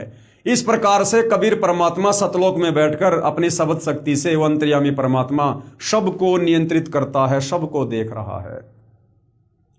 और जैसे एक बाहर लैपटॉप रख दिया जाए, किसी कंपनी में किसी एक जगह पर लैपटॉप रख दिया जाए जहां पर हजारों लेबर काम कर रही है, मजदूर काम कर रहे हैं, और उस लैपटॉप का जो कनेक्शन है एक कैमरे से जोड़कर उस मैनेजर की जो है वो केबिन में रख दिया जाए, तो मैनेजर तो अकेला बैठा है उस केबिन में, लेकिन बाहर जो कंप्यूटर रखा है उस कंप्यूटर में हजारों मजदूर उस मैनेजर को वहां पर देख रहे हैं। जैसे सूर्य है, सूर्य एक जगह पर है और सूर्य का प्रकाश सर्वत्र फैला हुआ है, हम सभी सूर्य को देख रहे हैं। सूर्य अपनी जगह पर है, हम सभी सूर्य को देख रहे हैं, सूर्य के उस प्रकाश का लाभ भी ले रहे हैं। ऐसे ही वो कबीर परमात्मा अपने सतलोक में है, उनका प्रकाश यानी उनकी शक्ति सर्वत्र सर्व ब्रह्मांडों में है और सभी को परमात्मा नियंत्रित करता है। इस प्रकार से परमेश्वर सर्व ब्रह्मांडों को चला रहे हैं। और जब ये परमात्मा चाहे किसी भी ब्रह्मांड में, किसी भी लोक में, चाहे काल के किस ब्रह्मांड में, चाहे अक्षर पुरुष के 7 संग ब्रह्मांडों में, ये परमात्मा कहीं भी जा सकता है, कैसे भी जा सकता है, कोई रोक टोक इस परमात्मा को नहीं है। अब भाई और बहनों, जो सृष्टि रचना अभी तक हमने पढ़ी है पवित्र पुस्तक ज्ञान गंगा में, अब हमारे वेदों में सृष्टि रचना के सबूत कहां हैं? हमें कैसे विश्वास हो कि वेदों में सृष्टि रचना का प्रमाण है, जो सृष्टि रचना यहां पर सतगुरु रामपाल जी के द्वारा लिखी गई है? तो पवित्र अर्थर्वेद में सृष्टि रचना का प्रमाण है। अर्थर्वेद कांड नंबर 4 अनुवाक नंबर 1 मंत्र नंबर 1, ये जो श्लोक है ये आप लोगों के सामने है, आप जी इसको पढ़ सकते हैं। यहाँ पर गुरुदेव ने प्रत्येक शब्द का हिंदी में अनुवाद करके भी लिखा हुआ है। आप जी ज्ञान गंगा पुस्तक को मंगवा कर या पीडीएफ डाउनलोड करके देख सकते हैं। इस श्लोक का वास्तव में क्या भावार्थ है, हम उस भावार्थ को पढ़ेंगे। पवित्र वेदों को बोलने वाला ब्रह्म काल कह रहा है कि सनातन परमेश्वर ने, यानी कबीर परमात्मा ने, सनातन का मतलब होता है जो सदा से है, तो ये काल ब्रह्म क्या कह रहा है कि सनातन परमेश्वर यानी कबीर जी ने स्वयं अनामे यानी अनामी लोक से सत्य लोक में प्रकट होकर अपनी सूझबूझ से कपड़े की तरह रचना करके ऊपर के शतलोक आदि को सीमा रहित स्वयं प्रकाशित अजर अमर अर्थात अविनाशी ठहराए तथा नीचे के यानी अक्षर पुरुष के परब्रह्म के 7 संग ब्रह्मांड तथा ब्रह्म के 21 ब्रह्मांड व इनमें छोटी से छोटी रचना भी उसी परमात्मा ने अस्थायी की है। यहां पर गुरुदेव कह रहे हैं कि मन में कोई शंका ना हो जाए। पाठक जन चित्र में ऊपर के लोकों की सीमाएं देखेंगे तो मन में शंका उत्पन्न होगी कि वेदों में लिखा है सीमाएं नहीं हैं, यानी परमात्मा ने जो लोक बनाए उनकी कोई सीमा नहीं है, इसलिए चित्र ठीक नहीं होगा। सीमा रहित लोक एक ही हो सकता है, अन्य होगा तो सीमा अवश्य होगी।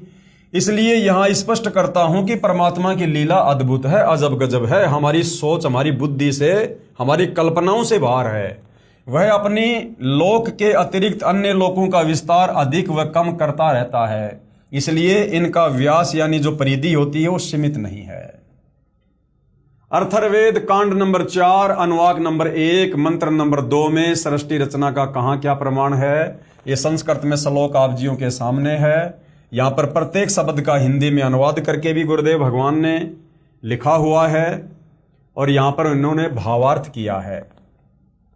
जगत पिता परमेश्वर ने यानी कबीर देव ने अपनी शब्द शक्ति से राष्ट्रीय अर्थात सबसे पहली माया राजेश्वरी उत्पन्न की, जिससे परमात्मा ने सतलोक में अन्य रचना की, जो हमने सृष्टि रचना में पढ़ा, जिसका प्रमाण ये अथर्ववेद दे रहा है। तथा उसी पराशक्ति के द्वारा एक दूसरे को आकर्षण शक्ति से रोकने वाले यानी गुरुत्वाकर्षण शक्ति से रोकने वाले कभी न समाप्त होने वाले गुण से उपरोक्त सर्व ब्रह्मांडों को स्थापित किया। फिर आगे अथर्ववेद में सृष्टि रचना का और कहां क्या प्रमाण है। अथर्ववेद कांड नंबर 4 अनुवाक नंबर 1 मंत्र नंबर 3, ये संस्कृत में श्लोक आप जियों के सामने है। ये श्लोक इसलिए लिखे जा रहे हैं ताकि कोई संस्कृत का ज्ञाता हो जिसे अपनी विद्वता के ऊपर बहुत ज्यादा अभिमान हो या जो वास्तव में परमात्मा के विषय में जानना चाहता हो वो ढंग से देख ले, पढ़ ले और ये वेद लाकर मिलान कर ले ताकि मन में कोई शंका ना रहे।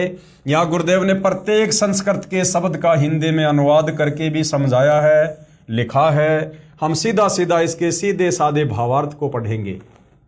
भावार्थ, पूर्ण परमात्मा यानी कबीर देव ने अपने द्वारा रची सृष्टि का ज्ञान तथा सर्व आत्माओं की उत्पत्ति का ज्ञान अपने निजी दास को स्वयं ही सही बताता है। यह परमात्मा क्या करता है, जब भी इस पृथ्वी लोक पर आता है अपने द्वारा रची गई सृष्टि का यथार्थ ज्ञान अपने निजी दास को, अपने निजी सेवक को स्वयं ही यथार्थ बताता है। जैसे 650 साल पहले अपने निजी दास धर्मदास जी को बताया, फिर 300 साल पहले आदरणीय गरीबदास जी को बताया, दादू जी को बताया, मलुकदास जी को बताया, नानक जी को बताया। पूर्ण परमात्मा अपने द्वारा रची सृष्टि का ज्ञान तथा सर्व आत्माओं की उत्पत्ति का ज्ञान अपने निजी दास को स्वयं ही सही बताता है। और भाइयों और बहनों, अब वो समय आ गया है, इस समय परमात्मा ने सभी को सार्वजनिक तौर पर सृष्टि रचना का ज्ञान बताना है।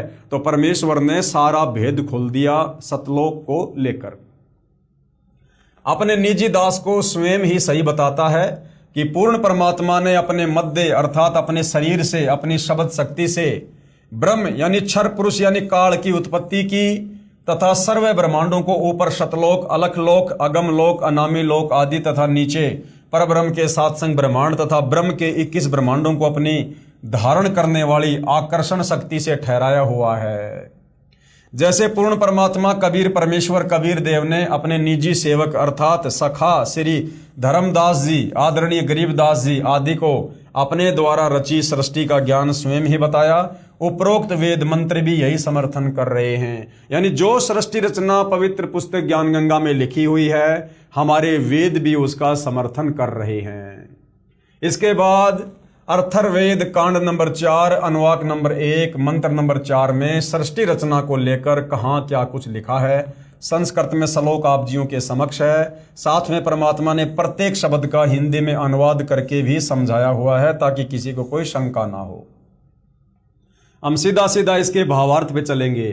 भावार्थ, ऊपर के चारों लोक, सतलोक, अलखलोक, अगमलोक और अनामी लोक, ये तो अजर अमर स्थायी तथा अविनाशी रचे गए हैं। ये कभी खंड नहीं होते। ना ये ऊपर के चारों लोक कभी नष्ट होते हैं, ना कभी उत्पत्ति और प्रलय में आते हैं, और ना इन चारों लोकों में रहने वाली आत्माएं। हालांकि आत्मा तो नीचे के 3 लोकों में रहती है, अनामी लोक में कोई आत्मा नहीं रहती है। इन तीनों लोकों में रहने वाली आत्माओं का भी कभी विनाश नहीं होता है। तथा नीचे के ब्रह्म यानी काल तथा ये परब्रह्म अक्षर पुरुष के लोकों को अस्थायी रचना करके, यानी काल के 21 ब्रह्मांड और इस अक्षर पुरुष के 7 संग ब्रह्मांड, इनकी रचना परमात्मा ने अस्थायी की है। इनमें उत्पत्ति और प्रलय होती रहती है। तथा अन्य छोटे छोटे लोक भी उसी परमेश्वर ने रचकर स्थिर किए। अर्थर्वेद कांड नंबर 4 अनुवाक नंबर 1 मंत्र नंबर 5 में सृष्टि रचना को लेकर क्या कुछ और लिखा है, ये संस्कृत में श्लोक आप जियों के समक्ष है। साथ में परमात्मा ने प्रत्येक शब्द का हिंदी में अनुवाद भी किया है। हम सीधा सीधा भावार्थ पे चलेंगे। भावार्थ, पूर्ण परमात्मा यानी कबीर देव ने ऊपर के चारों लोकों में से जो नीचे से सबसे प्रथम अर्थात सतलोक में आष्ट्रा अर्थात अष्टंगी यानी प्रकृति देवी अर्थात दुर्गा की उत्पत्ति की। परमात्मा ने भी तो यही बताया सृष्टि रचना में कि जिन जिन आत्माओं ने इस काल ब्रह्म के साथ 21 ब्रह्मांड में जाने की स्वीकृति दी, तो सर्वप्रथम हाथ खड़ा करने वाली आत्मा को परमात्मा ने अष्टंगी यानी प्रकृति देवी दुर्गा का नाम दिया, उसकी उत्पत्ति की, युवा लड़की बनाया। यही राजाधिराज जगत गुरु पूर्ण परमेश्वर सत्य पुरुष है, जिससे सबका वियोग हुआ, जिससे सबकी उत्पत्ति हुई है। फिर सर्व प्राणी ज्योति निरंजन काल के वीर्य यानी बीज से दुर्गा यानी आष्ट्रा यानी अष्टंगी के गर्भ द्वारा उत्पन्न होकर स्वर्गलोक व पृथ्वी लोक पर निवास करने लगे। उसके बाद आप और हम सभी आत्माओं की इस काल और दुर्गा के संयोग से उत्पत्ति हुई। अर्थर्वेद कांड नंबर 4 अनुवाक नंबर 1 मंत्र नंबर 6 में सृष्टि रचना को लेकर और क्या कुछ कहा है, ये संस्कृत में श्लोक आप जियों के सामने है। गुरुदेव ने प्रत्येक शब्द का हिंदी में अनुवाद भी किया है। हम सीधा सीधा भावार्थ पे चलेंगे। भावार्थ, वही पूर्ण परमेश्वर यानी कबीर देव सत्य साधना करने वाले साधक को यानी सच्ची भक्ति करने वाले भगत को उसी पहले वाले स्थान यानी सतलोक में ले जाता है। जैसे आज आप और हम सत्य साधना कर रहे हैं, यदि अंतिम श्वास तक पतिव्रता पद पर रहकर मर्यादा में रहकर सत्य साधना करते रहे, तो परमेश्वर हमें वापस उसी सतलोक में ले जाएंगे जहां से बिछुड़ कर आए थे। वहां उस वास्तविक सुखदाई भगवान को प्राप्त करके खुशी से आत्म विभोर होकर मस्ती से स्तुति करता है कि हे परमात्मा, असंख्य जन्मों के भूले भटकों को वास्तविक ठिकाना मिल गया। इसी का प्रमाण पवित्र ऋग्वेद मंडल 10 सूक्त 90 मंत्र 16 में भी है।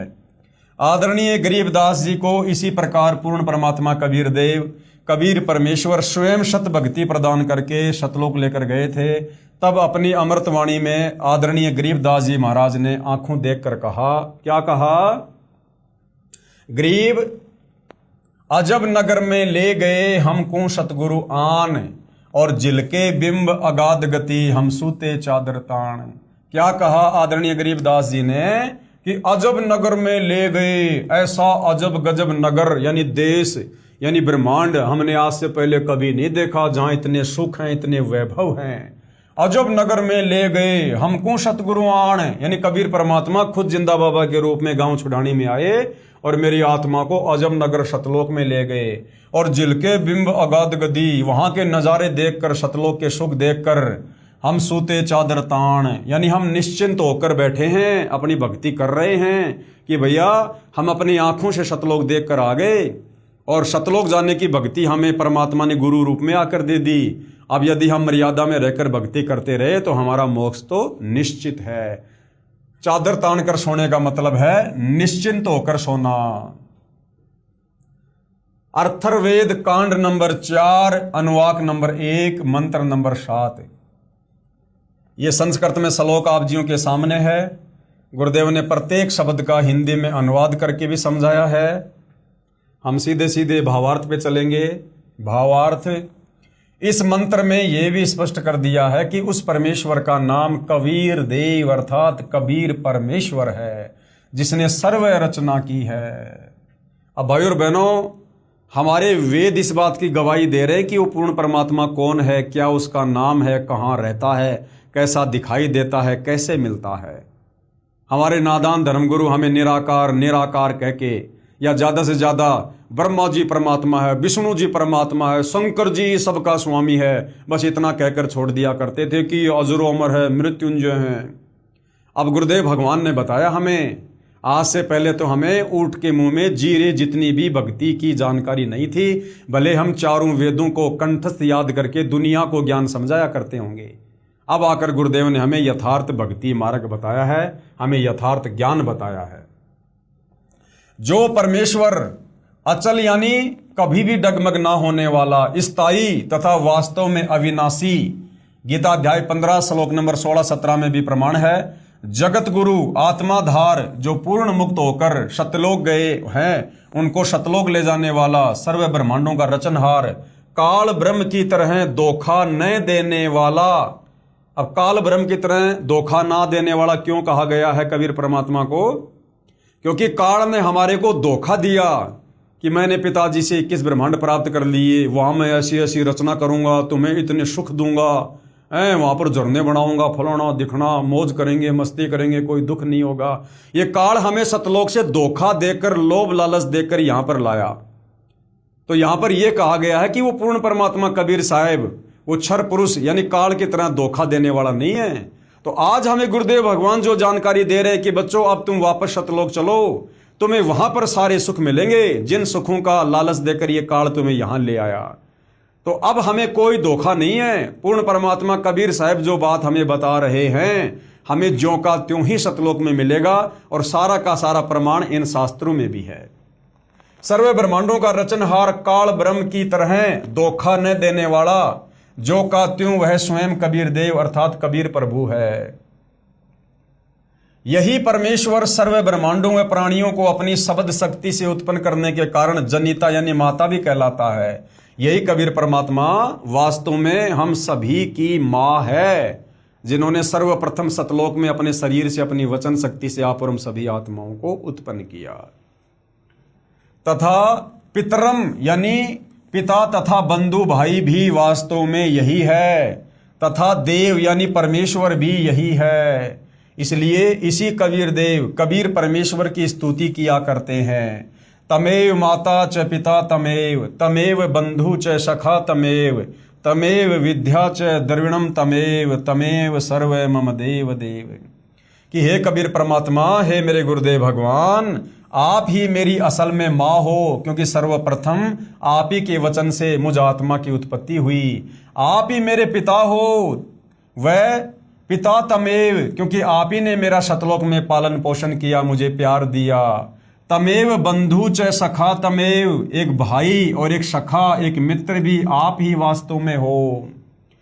तमेव विद्या च द्रविणम तमेव, आप ही से मुझे ज्ञान प्राप्त हुआ है, और द्रविणम यानी मेरा धन भी असल में आप ही हो। तमेव सर्व मम देव देव, आप ही मेरे सभी देव हो। आप ही मेरे ब्रह्मा, आप ही मेरे विष्णु, आप ही मेरे महेश, आप ही मेरे सब कुछ हो। तमेव सर्व मम देव देव। गुरुर ब्रह्मा गुरुर विष्णु गुरुर देव महेश्वर, गुरुर साक्षात पार ब्रह्म, तस्मै श्री गुरुवे नमः। इसी परमेश्वर की महिमा का पवित्र ऋग्वेद मंडल नंबर 1 सूक्त नंबर 24 में भी विस्तृत वर्णन है। आगे भाइयों और बहनों, पवित्र ऋग्वेद में सृष्टि रचना का प्रमाण है। यानी चारों वेदों में एक वेद जो ऋग्वेद है, जिन वेदों को हम सत्य मानते हैं, पूरे विश्व का प्राणी वेदों को सत्य मानता है। जो लोग हिंदू धर्म से संबंधित नहीं हैं वो लोग भी वेदों को परम सत्य मानते हैं। तो जो सृष्टि रचना अभी तक हमने केवल मौखिक सुनी है, इस पवित्र पुस्तक ज्ञान गंगा में लिखी हुई पढ़ी है, जो परमेश्वर रामपाल जी ने लिखी है, हमें किसी प्रकार की कोई शंका ना हो, कोई संशय ना हो, तो हमारे धर्मशास्त्रों में इस सृष्टि रचना का कहाँ कहाँ प्रमाण है हमारे विश्वास के लिए, ताकि हम दृढ़ होकर भक्ति मार्ग पर लग सकें, आत्मा का कल्याण करवा सकें। इसलिए गुरुदेव भगवान इन धर्मशास्त्रों से सृष्टि रचना का ये प्रमाण दे रहे हैं। तो चारों वेदों में से एक वेद पवित्र ऋग्वेद में सृष्टि रचना का कहाँ और क्या प्रमाण है। ऋग्वेद मंडल नंबर 10 सूक्त नंबर 90 मंत्र नंबर 1। ये श्लोक आप जियों के सामने है, देख सकते हो।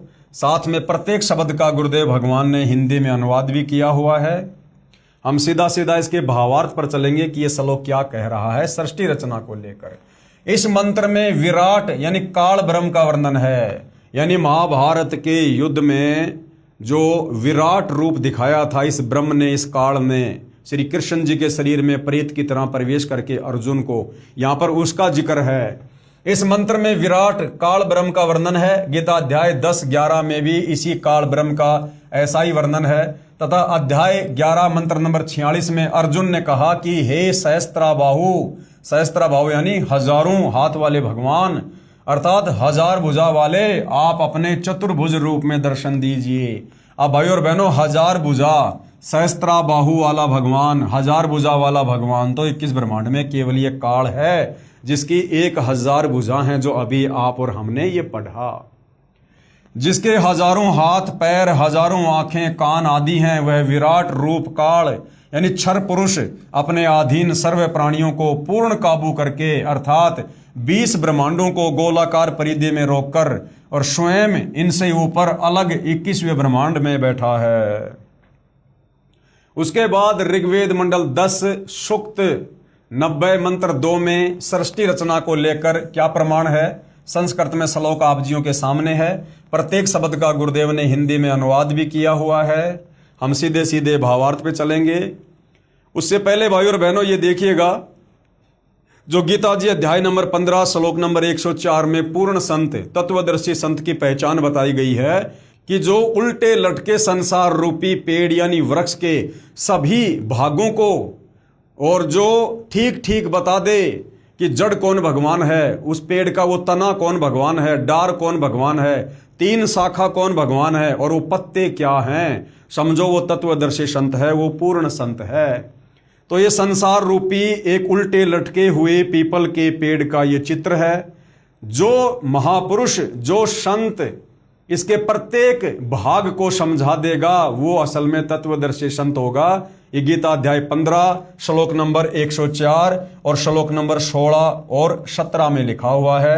तो भाई और बहनों, सतयुग से लेकर वर्तमान समय तक सतगुरु रामपाल जी के अलावा किसी ने भी उल्टे लटके संसार रूपी वृक्ष की इस प्रकार से ये चित्र बनाकर आज तक व्याख्या नहीं की है। तो सतगुरु रामपाल जी के अलावा और कोई तत्वदर्शी संत संसार में नहीं है, और तत्वदर्शी संत के रूप में खुद कबीर भगवान ही धरती पर आते हैं।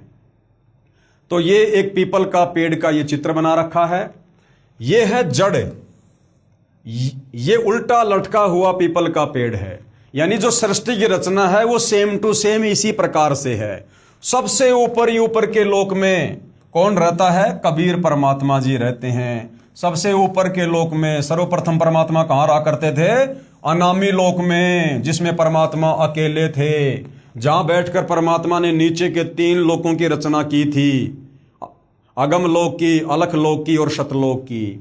तो ये जो परमात्मा ने जो संसार बनाया है, जो सृष्टि जो बनाई है, तो सर्वप्रथम ये परमात्मा जी कबीर भगवान, एक तो खाली चित्र है, ये तो खाली एक बनावटी है फोटो, केवल हमें समझाने के लिए, हमारे को बताने के लिए। यदि इस फोटो की जगह सतगुरु रामपाल जी की फोटो लगा दी जाए तो शायद हमारे गले बात ना उतरे। इसलिए जो फोटो, जो कबीर जी का जो एक बनावटी फोटो समाज में जो एक छाया हुआ है, उसी आधार से आपको समझाने का प्रयास किया गया है।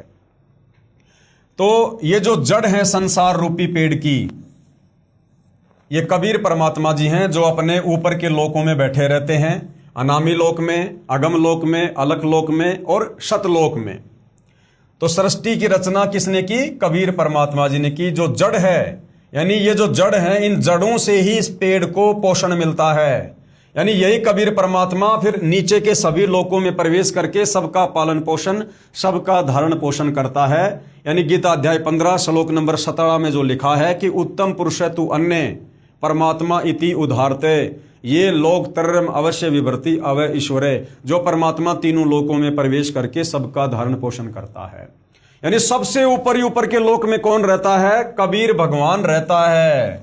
और ये परमात्मा आप और हमें आसानी से नहीं मिलता है, गुप्त रहता है। जिस प्रकार किसी भी पेड़ की जड़ बाहर दिखाई नहीं देती है, वो जमीन के अंदर रहती है, जहां से पूरे पेड़ को पोषण मिलता है, खाद मिलता है, पानी मिलता है। ऐसे ही नीचे के सारे संसार को ये कबीर परमात्मा ही सबको पोषण देता है।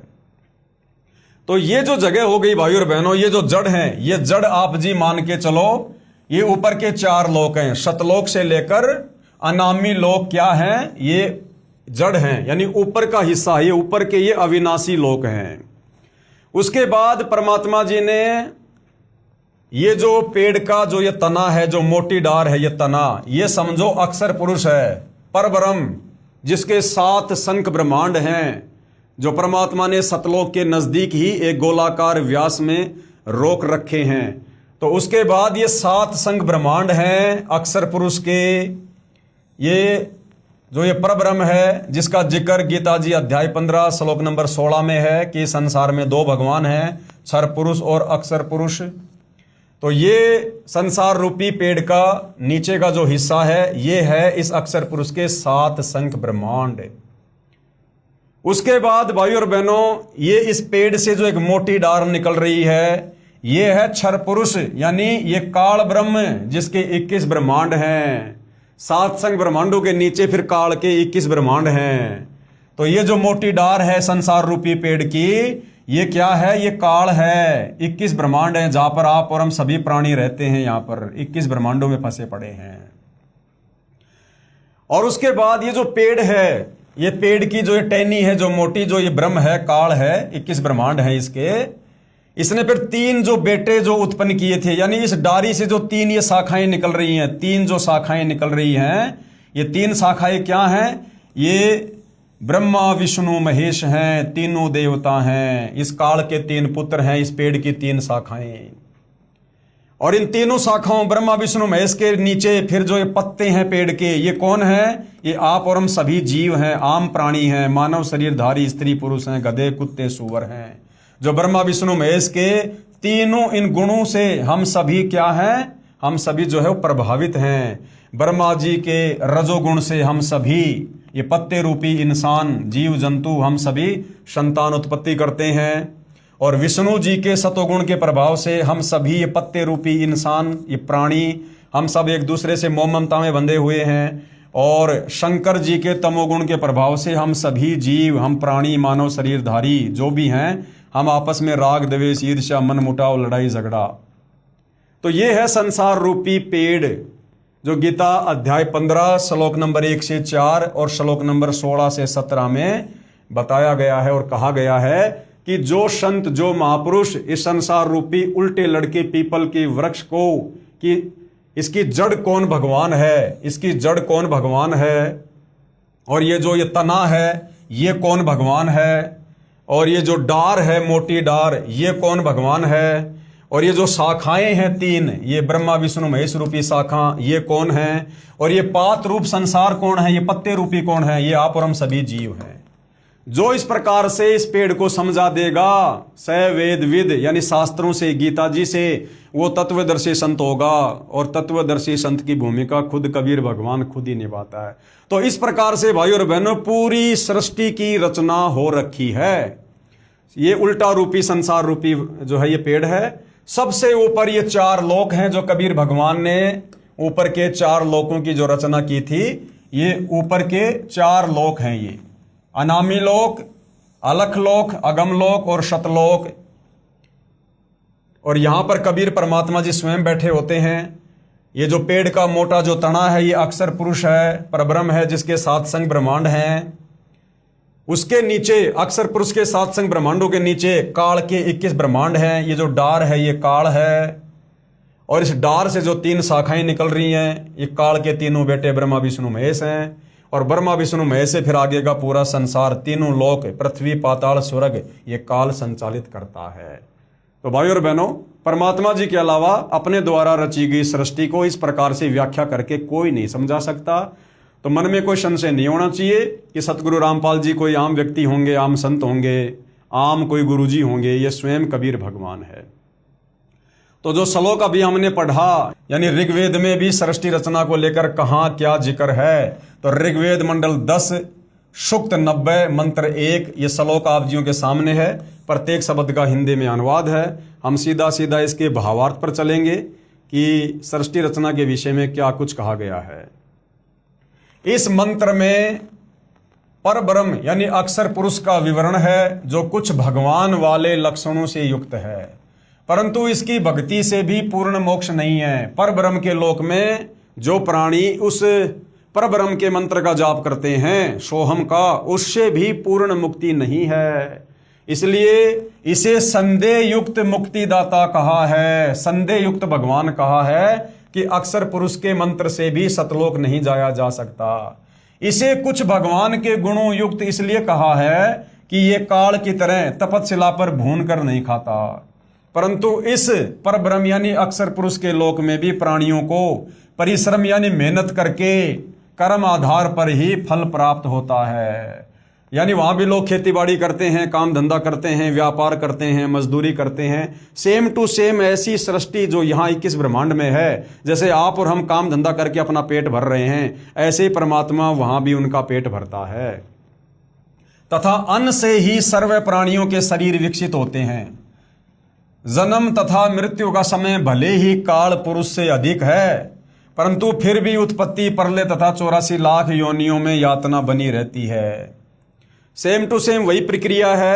जैसे काल यहाँ अपने तीनों पुत्रों ब्रह्मा विष्णु महेश को पैदा करके उनके हाथों में सृष्टि की कमान देकर खुद ऊपर 21वें ब्रह्मांड में जा बैठा, इसी प्रकार से वो अक्षर पुरुष है, उसने भी अपने संतान उत्पन्न की, उन्हीं के माध्यम से अपना कार्य करवाता है। और जैसे यहाँ पर कोई प्रधानमंत्री है, राष्ट्रपति है, एमएलए है, सरपंच है, इसी प्रकार से परब्रह्म के 7 संग ब्रह्मांडों में भी सारी व्यवस्था बनी हुई है। बस वहां पर केवल तपतशिला नहीं है, बाकी जन्म, मरण, आंख फूटना, एक्सीडेंट होना, पैर कटना, लड़ाई झगड़ा, मनमुटाव, धोखाधड़ी, राग द्वेष, ईर्ष्या, कोई आग में मर जाना, कोई छत से गिर के मर जाना, चोरी जारी डकैती, सारे काम, स्वर्ग नरक, 84 लाख योनियां, गधे कुत्ते सुअर, मक्खी मच्छर, गंदे नाले का कीड़ा, सारे कष्ट बाकी वहां पर भी ज्यों के त्यों हैं, क्योंकि उन आत्माओं ने भी वही गलती करी थी जो गलती हम आत्माओं ने की थी, अपने परमपिता परमेश्वर से आस्था हटाकर और एक जीव के ऊपर आस्था लगाना।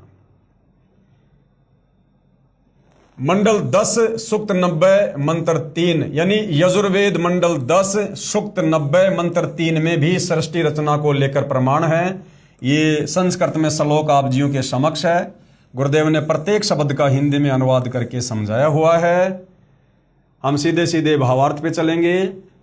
भावार्थ, इस ऊपर के मंत्र 2 में वर्णित अक्षर पुरुष यानी परब्रह्म की तो इतनी ही महिमा है कि भाई उसके पास तो केवल 7 संग ब्रह्मांड हैं बस, तथा वह पूर्ण पुरुष कबीर देव तो इससे भी बड़ा है, और कबीर भगवान तो इन सब से बड़ा है, अर्थात सर्वशक्तिमान है, तथा सारे ब्रह्मांड उसी के अंश मात्र पर ठहरे हैं।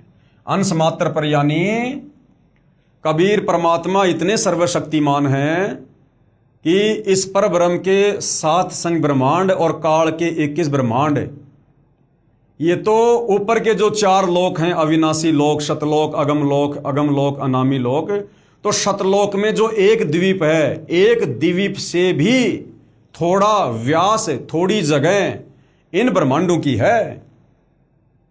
यानी वो परमात्मा इतना सर्वशक्तिमान है। और ये एक काल के 21 ब्रह्मांड, अक्षर पुरुष के 7 संग ब्रह्मांड, और ऊपर के 4 लोक जिनकी सीमा का कोई वारन पारी नहीं है, कहते हैं वो तो इस कबीर भगवान के अंश मात्र के ऊपर ठहरे हुए हैं। अंश मात्र के ऊपर जाके अर्ध रूम पर शकल पसारा, ऐसा पूर्ण ब्रह्म हमारा।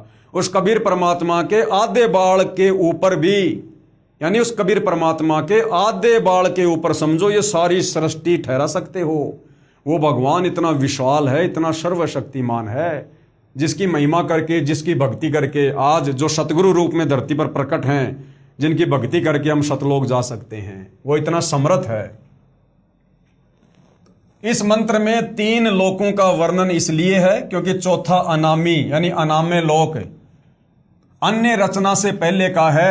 ये 3 प्रभु क्षर पुरुष, अक्षर पुरुष तथा इन दोनों से अन्य परम अक्षर पुरुष का विवरण श्रीमद् भगवद गीता अध्याय 15 श्लोक नंबर 16-17 में है।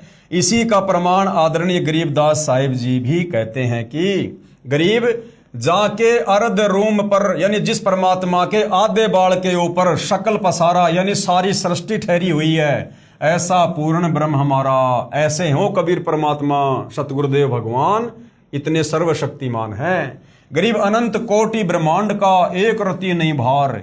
ये अनंत कोटि ब्रह्मांड, 7 संग ब्रह्मांड अक्षर पुरुष के, 21 ब्रह्मांड काल के ऊपर के ब्रह्मांड, कहते हैं सभी ब्रह्मांडों को कबीर परमात्मा ने अपनी वचन शक्ति से ऐसे हवा में रोक के रखा हुआ है। उस परमात्मा के लिए इन अनंत ब्रह्मांडों का रत्ती भर भी, यानी चोटी भर भी, यानी 2 हाथ की 2 उंगलियों से हम कितनी मिट्टी जमीन से हम उठा सकते हैं, उसको कहते हैं चोटी भर। उस परमात्मा के लिए तो इतना भी वजन नहीं है, यानी आधा ग्राम वजन भी नहीं है उस परमात्मा के लिए, जो इतने सारे ब्रह्मांड, सारी सृष्टि को परमात्मा ने हवा में रोक रखा है। वो इतना समर्थ है। गरीब अनंत कोटि ब्रह्मांड का एक रति नहीं भार, यानी वजन। और सतगुरु पुरुष कबीर हैं, यानी वो कबीर भगवान सतगुरु रूप में आता है। सतगुरु पुरुष कबीर है, कुल के सर्जनहार, जिन्होंने सारे कुल, सारे संसार को रचा।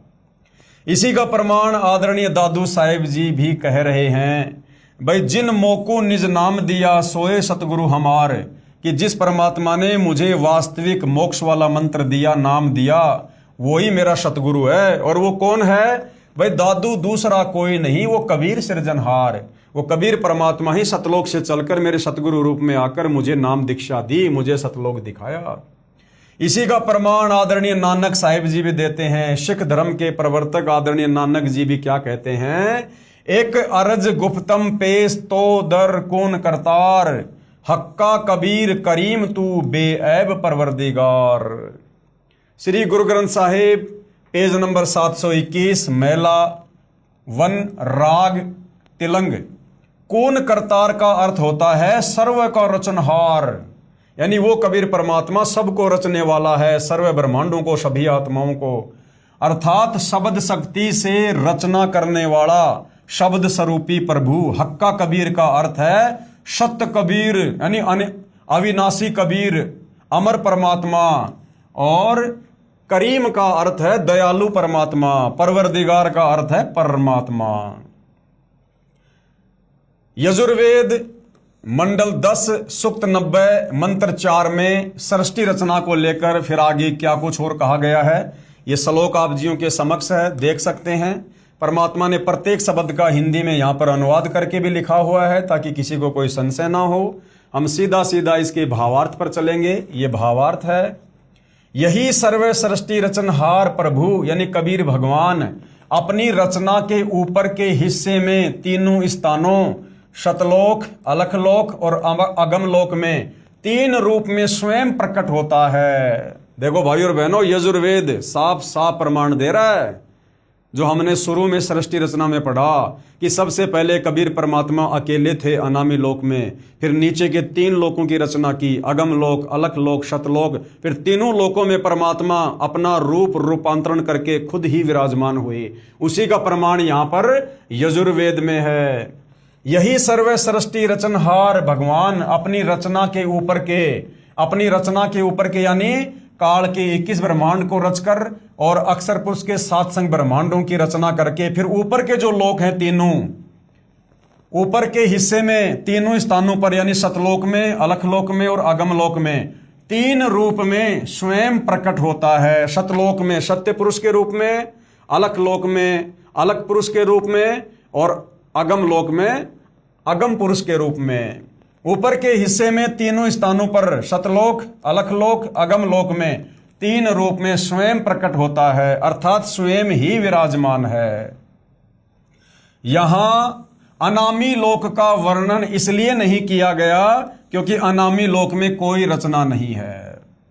अब देखो, बहुत सारे भाई बहन आज से कुछ समय पहले 2025 में जब पूज्य गुरुदेव भगवान का जो प्रकट दिवस था, सतगुरु प्रकट दिवस, सितंबर के महीने में, तो बहुत सारे भाई बहनों ने एक छोटा सा काल प्रेरणा से ड्रामा किया कि भाई हम तो सीधे अनामी लोक में जाएंगे और गुरुजी आएंगे और हमें सीधे विमान में बैठाकर सशरीर अनामी लोक लेकर जाएंगे।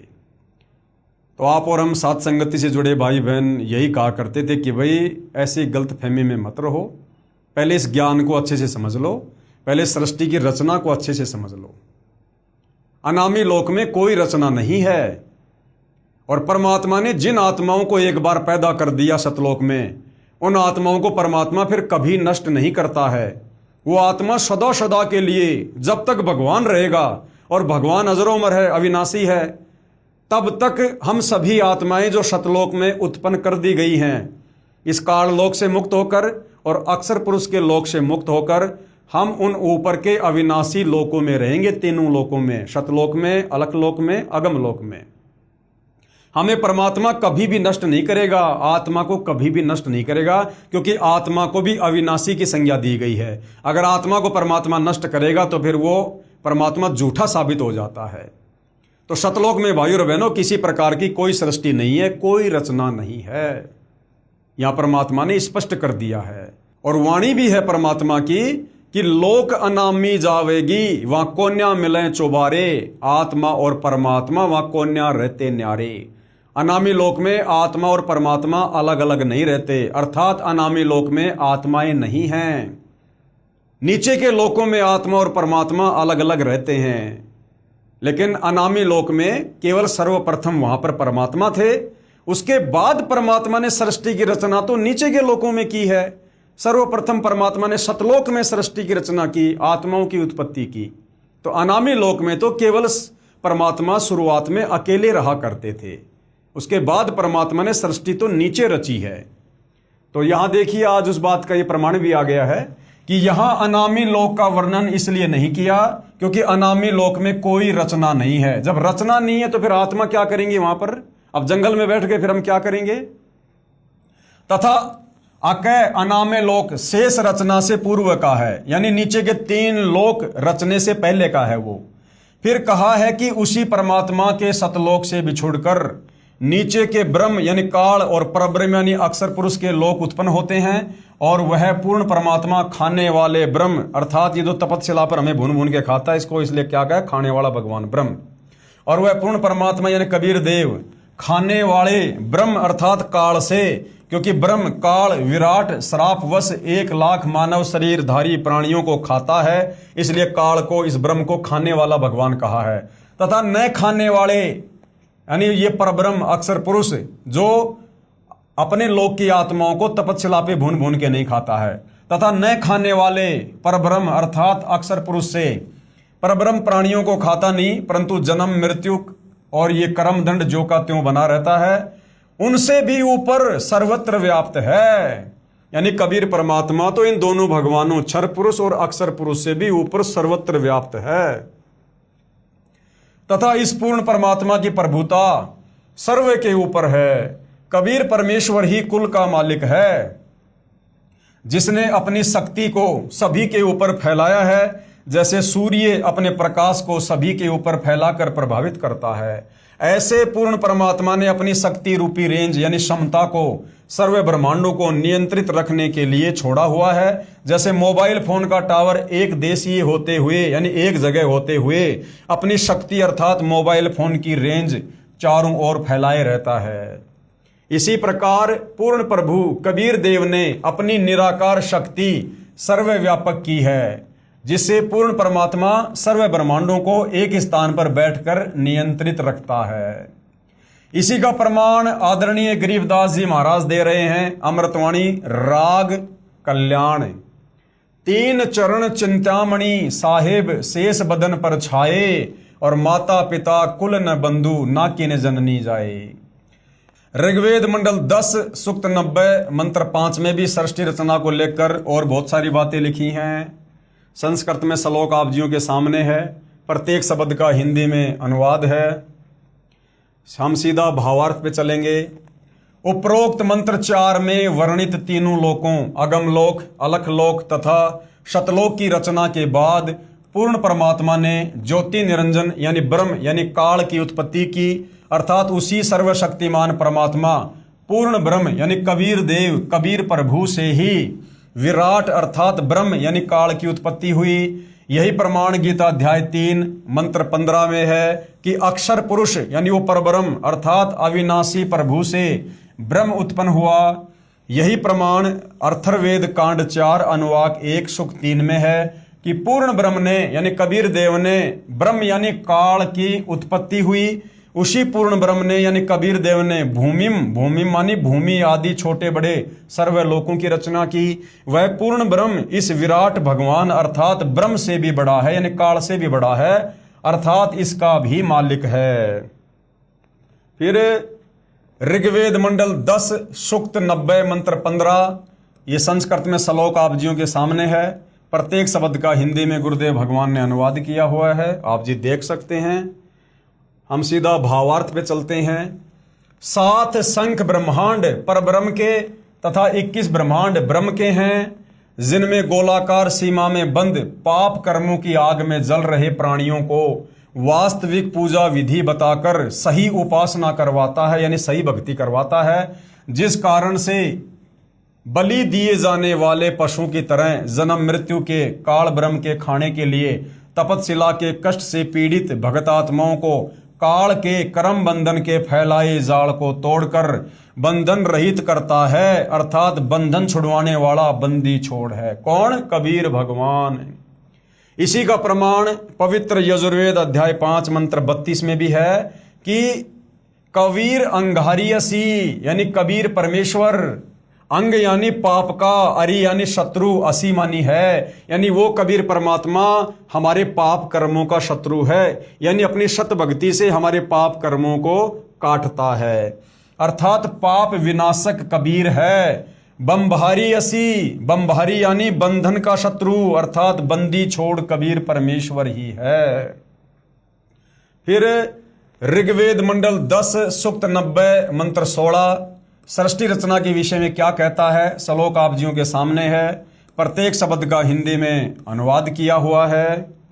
हम सीधे भावार्थ पे चलते हैं। जो निर्विकार, जिन्होंने मांस शराब तमाकू सेवन करना त्याग दिया, यानी पूर्ण तत्वदर्शी संत की शरण में आकर जिन भगत आत्माओं ने सारे विकार त्याग दिए, यानी जो निर्विकार हो गए, जो हंस की श्रेणी में आ गए, काम क्रोध लोभ मोह अहंकार जिन्होंने त्याग दिए, क्योंकि परमात्मा कहते हैं कि कामी क्रोधी लालची इनसे भक्ति ना होए, भक्ति करे कोई सूरमा जात वर्ण कुल खोए।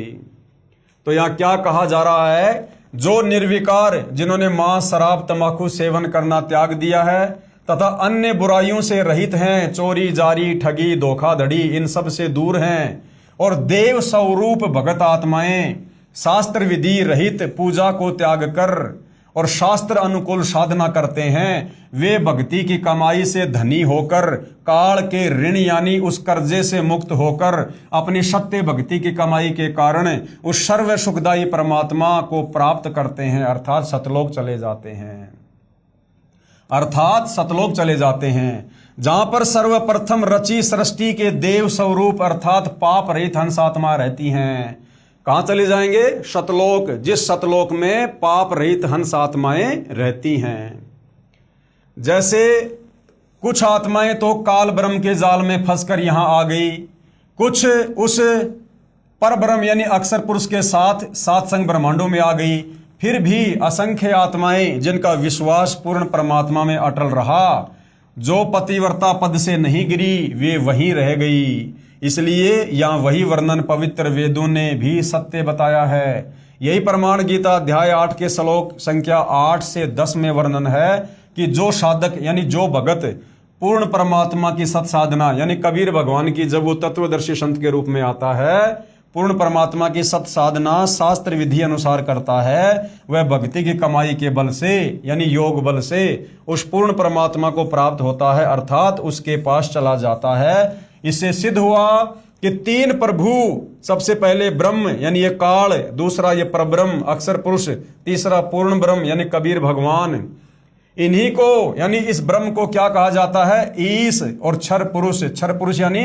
ये नाशवान है, जन्म और मरण में है। दूसरा ये परब्रह्म, इसको क्या कहा जाता है? अक्षर पुरुष और अक्षर ब्रह्मेश्वर। तथा तीसरा है पूर्ण ब्रह्म यानी कबीर परमात्मा। इनके भी उपमात्मक नाम है, जैसे परम अक्षर ब्रह्म, परमेश्वर, सत्य पुरुष आदि पर्यायवाची शब्दों से जाना जाता है। यही प्रमाण ऋग्वेद मंडल 9 सूक्त 96 मंत्र 17 से 20 में स्पष्ट है कि पूर्ण परमात्मा कबीर देव यानी कबीर परमेश्वर शिशु रूप धारण करके यानी छोटे बच्चे का रूप धारण करके प्रकट होता है तथा अपना निर्मल ज्ञान यानी तत्व ज्ञान अर्थात तत्व ज्ञान कबीर गिरभी यानी कबीर वाणी के द्वारा अपने अनुयायियों को बोल बोल कर वर्णन करता है। जैसे परमात्मा ने सतयुग में किया, त्रेता में किया, द्वापर में किया, 650 साल पहले कबीर नाम से आकर कबीर वाणी के माध्यम से किया, कबीर सागर लिखवाया, फिर गरीबदास जी के रूप में आकर किया और वर्तमान में सतगुरु रामपाल जी के नाम से आकर सत्संग करके हमें सुना रहे हैं। वह कबीर देव कबीर परमेश्वर ब्रह्म यानी क्षर पुरुष के धाम यानी 21 ब्रह्मांड तथा पर ब्रह्म यानी अक्षर पुरुष के धाम यानी 7 संग ब्रह्मांड से भिन्न जो पूर्ण ब्रह्म परम अक्षर पुरुष का तीसरा रित धाम यानी सतलोक है, उसमें आकार में विराजमान है, सहशरीर है, मानव सदृश्य है तथा सतलोक से चौथा अनामी लोक है, उसमें भी यही कबीर देव कबीर परमेश्वर अनामी पुरुष रूप में मनुष्य सदृश्य आकार में विराजमान है। अब आगे भाइयों और बहनों, जो सृष्टि रचना हमने इस पवित्र आध्यात्मिक पुस्तक ज्ञान गंगा में जो कि परमेश्वर रामपाल जी के द्वारा लिखी गई है, इस पवित्र पुस्तक ज्ञान गंगा में लिखी सृष्टि रचना का समर्थन ये पवित्र श्रीमद् देवी महापुराण यानी जिसको दुर्गा पुराण भी कहते हैं, इसमें भी ज्यों का त्यों लिखा हुआ है। यानी किसी को शंका ना हो कि ज्ञान गंगा पुस्तक में जो सृष्टि रचना लिखी है भाई वो तो बनावटी होगी या वैसे लिख दी होगी। तो हमारे धर्मशास्त्र अभी केवल हिंदू समाज के जो धर्मशास्त्र हैं, वैसे तो ये सारे विश्व के हैं, किसी एक धर्म विशेष के शास्त्र नहीं है। चारों वेद गीता जी ये सर्व मानव समाज के लिए हैं, पूरे विश्व के लिए हैं। लेकिन इस काल ने हमारे को अलग अलग धर्मों में बांट दिया, तो हम लोगों ने अपनी नादानी के चलते शास्त्रों को भी अलग अलग बांट लिया। तो विशेषकर जो हिंदू समाज के जो ये 18 पुराण हैं और चारों वेद हैं, गीता जी हैं, इनमें भी सृष्टि रचना का समर्थन जो सृष्टि रचना सतगुरु रामपाल जी ने 5वें वेद सूक्ष्म वेद से बताई है, ज्यों का त्यों समर्थन हमारे धर्म ग्रंथ कर रहे हैं। तो श्रीमद् देवी महापुराण यानी दुर्गा पुराण में सृष्टि रचना का प्रमाण है, ताकि विशेषकर हिंदू समाज से जुड़े भाई बहनों को, श्रद्धालुओं को इस बात पर विश्वास हो कि वास्तव में हम तो यहाँ काल के 21 ब्रह्मांडों में चाहे राजा बन के बैठे हैं, चाहे ब्रह्मा विष्णु महेश या देव पद प्राप्त हैं, हम यहाँ पर कहर भोग रहे हैं, हम यहाँ पर जेल काट रहे हैं और हमारे को मनुष्य जन्म प्राप्त होने का मुख्य मकसद यही है कि हम यहाँ से अपनी आत्मा का कल्याण करवाएं और दूसरा इस मनुष्य जन्म का कोई प्रयोजन नहीं है। और काल हमें बिना तत्व ज्ञान के, बिना सतगुरु के हमें इसी प्रकार से इन झूठे सुखों में उलझा के रखना चाहता है, ताकि ये मनुष्य जन्म जो इस काल के द्वारा देना इसकी मजबूरी है, क्योंकि परमात्मा ने विधान बना रखा है कि भैया 84 लाख योनियों का कष्ट भोगने के बाद तूने इन आत्माओं को एक मनुष्य जन्म देना पड़ेगा। तो इस काल की मजबूरी है मनुष्य जन्म देना, और ये काल इस मनुष्य जन्म में इतनी गफलत करवाता है, ये हमें पूर्ण संत के संपर्क में नहीं आने देना चाहता। अपने नकली संत आचार्य शंकराचार्य, मुल्ला मौलवी पोप पादरी ये भेज कर हमें शत भक्ति से दूर करता है और शास्त्र विरुद्ध साधना पर लगा के रखता है। कर्म कांड, ये तीर्थों की पूजा, धामों की पूजा, पेड़ों की पूजा, पर्वतों की पूजा, मंदिर मस्जिद चर्च गुरुद्वारे, ये सब इस काल का भयंकर जाल है, ताकि हम इस समय जब हम मनुष्य जन्म में हों हम किसी पूर्ण संत के संपर्क में ना आ जाएं, हमें सृष्टि रचना की जानकारी ना हो जाए और हम काल के 21 ब्रह्मांड से बाहर ना निकल जाएं, वरना फिर ये खाएगा क्या, इसको अपने भोजन की चिंता है। इसलिए भाइयों और बहनों, ये इतना चिंतित रहता है और हमें भक्ति से दूर बैठा के रखता है। लेकिन वो दयालु परमात्मा, रहनुमा परमात्मा, वो करीम अल्लाह, सारी सृष्टि का मालिक, कबीर देव, कबीर भगवान, जिनके हम सभी संतान हैं, वो परमेश्वर आप और हम पर दया युक्त होकर और एक तत्वदर्शी संत का चोला धारण करके अपने तेजोमय शरीर को हल्का करके परमात्मा यहाँ पर मनुष्य दृश्य रूप में प्रकट होता है और हमें अपने सतज्ञान से परिचित करवाता है, हमें ज्ञान सुनाता है, सृष्टि रचना बताता है और हमारी आत्मा में कोई संशय ना हो इसके लिए सर्व धर्म शास्त्रों से प्रमाणित भी करता है। और जो अधिकारी आत्मा होती हैं, जिनका इस काल के लोक से झंझट समाप्त होना होगा, उन आत्माओं को परमेश्वर अवश्य अपना ज्ञान समझाते हैं, उनकी बुद्धि अवश्य उनके संस्कारवश ओपन होती है और वो आत्माएं अपनी आत्मा का कल्याण करवा लेती हैं। तो आप सभी भाई बहनों से प्रार्थना है, विनती है, अगर किसी के संस्कार कमज़ोर हैं, समझ में नहीं आ रही ये बात, तो वर्तमान में संस्कारों को मजबूत बनाया जा सकता है, क्योंकि संस्कार मजबूत बनते हैं पूर्ण संत की शरण में आकर शास्त्र अनुकूल शत भक्ति करने से। तो आज मौका है सतगुरु रामपाल जी के ज्ञान को जैसा भी आपको समझ में आ रहा है थोड़ा बहुत समझकर और तुरंत सतगुरु रामपाल जी से दीक्षा प्राप्त करें और आगे भक्ति मार्ग में कदम बढ़ाएं, ताकि भाई और बहनों ये असंख्य जन्मों का कष्ट हमारा समाप्त हो सके। तो भाई और बहनों, आज के इस वीडियो में केवल इतना ही, जो पवित्र पुस्तक ज्ञान गंगा के ऊपर बनाए जा रहे हैं। सृष्टि रचना का ये प्रकरण चल रहा है, तो अगले वीडियो में हम सृष्टि रचना का हमारे धर्मशास्त्रों में कहाँ जो है सबूत है, प्रमाण है, वो हम श्री पवित्र मद देवी महापुराण में देखेंगे, समझेंगे और हमारे विश्वास को हम दृढ़ करेंगे। तो आज के वीडियो में केवल इतना ही। पूज्य गुरुदेव भगवान हम सभी को आशीर्वाद दें, आज्ञा दें, सद्बुद्धि दें, हमारा मार्गदर्शन करें, हमें भ्रमने भटकने से बचाएं और इस पवित्र पुस्तक ज्ञान गंगा के अनमोल तत्व ज्ञान को हमें समझने की शक्ति प्रदान करें, आशीर्वाद दें। बंदी छोड़ सतगुरु रामपाल जी परमेश्वर जी की जय हो।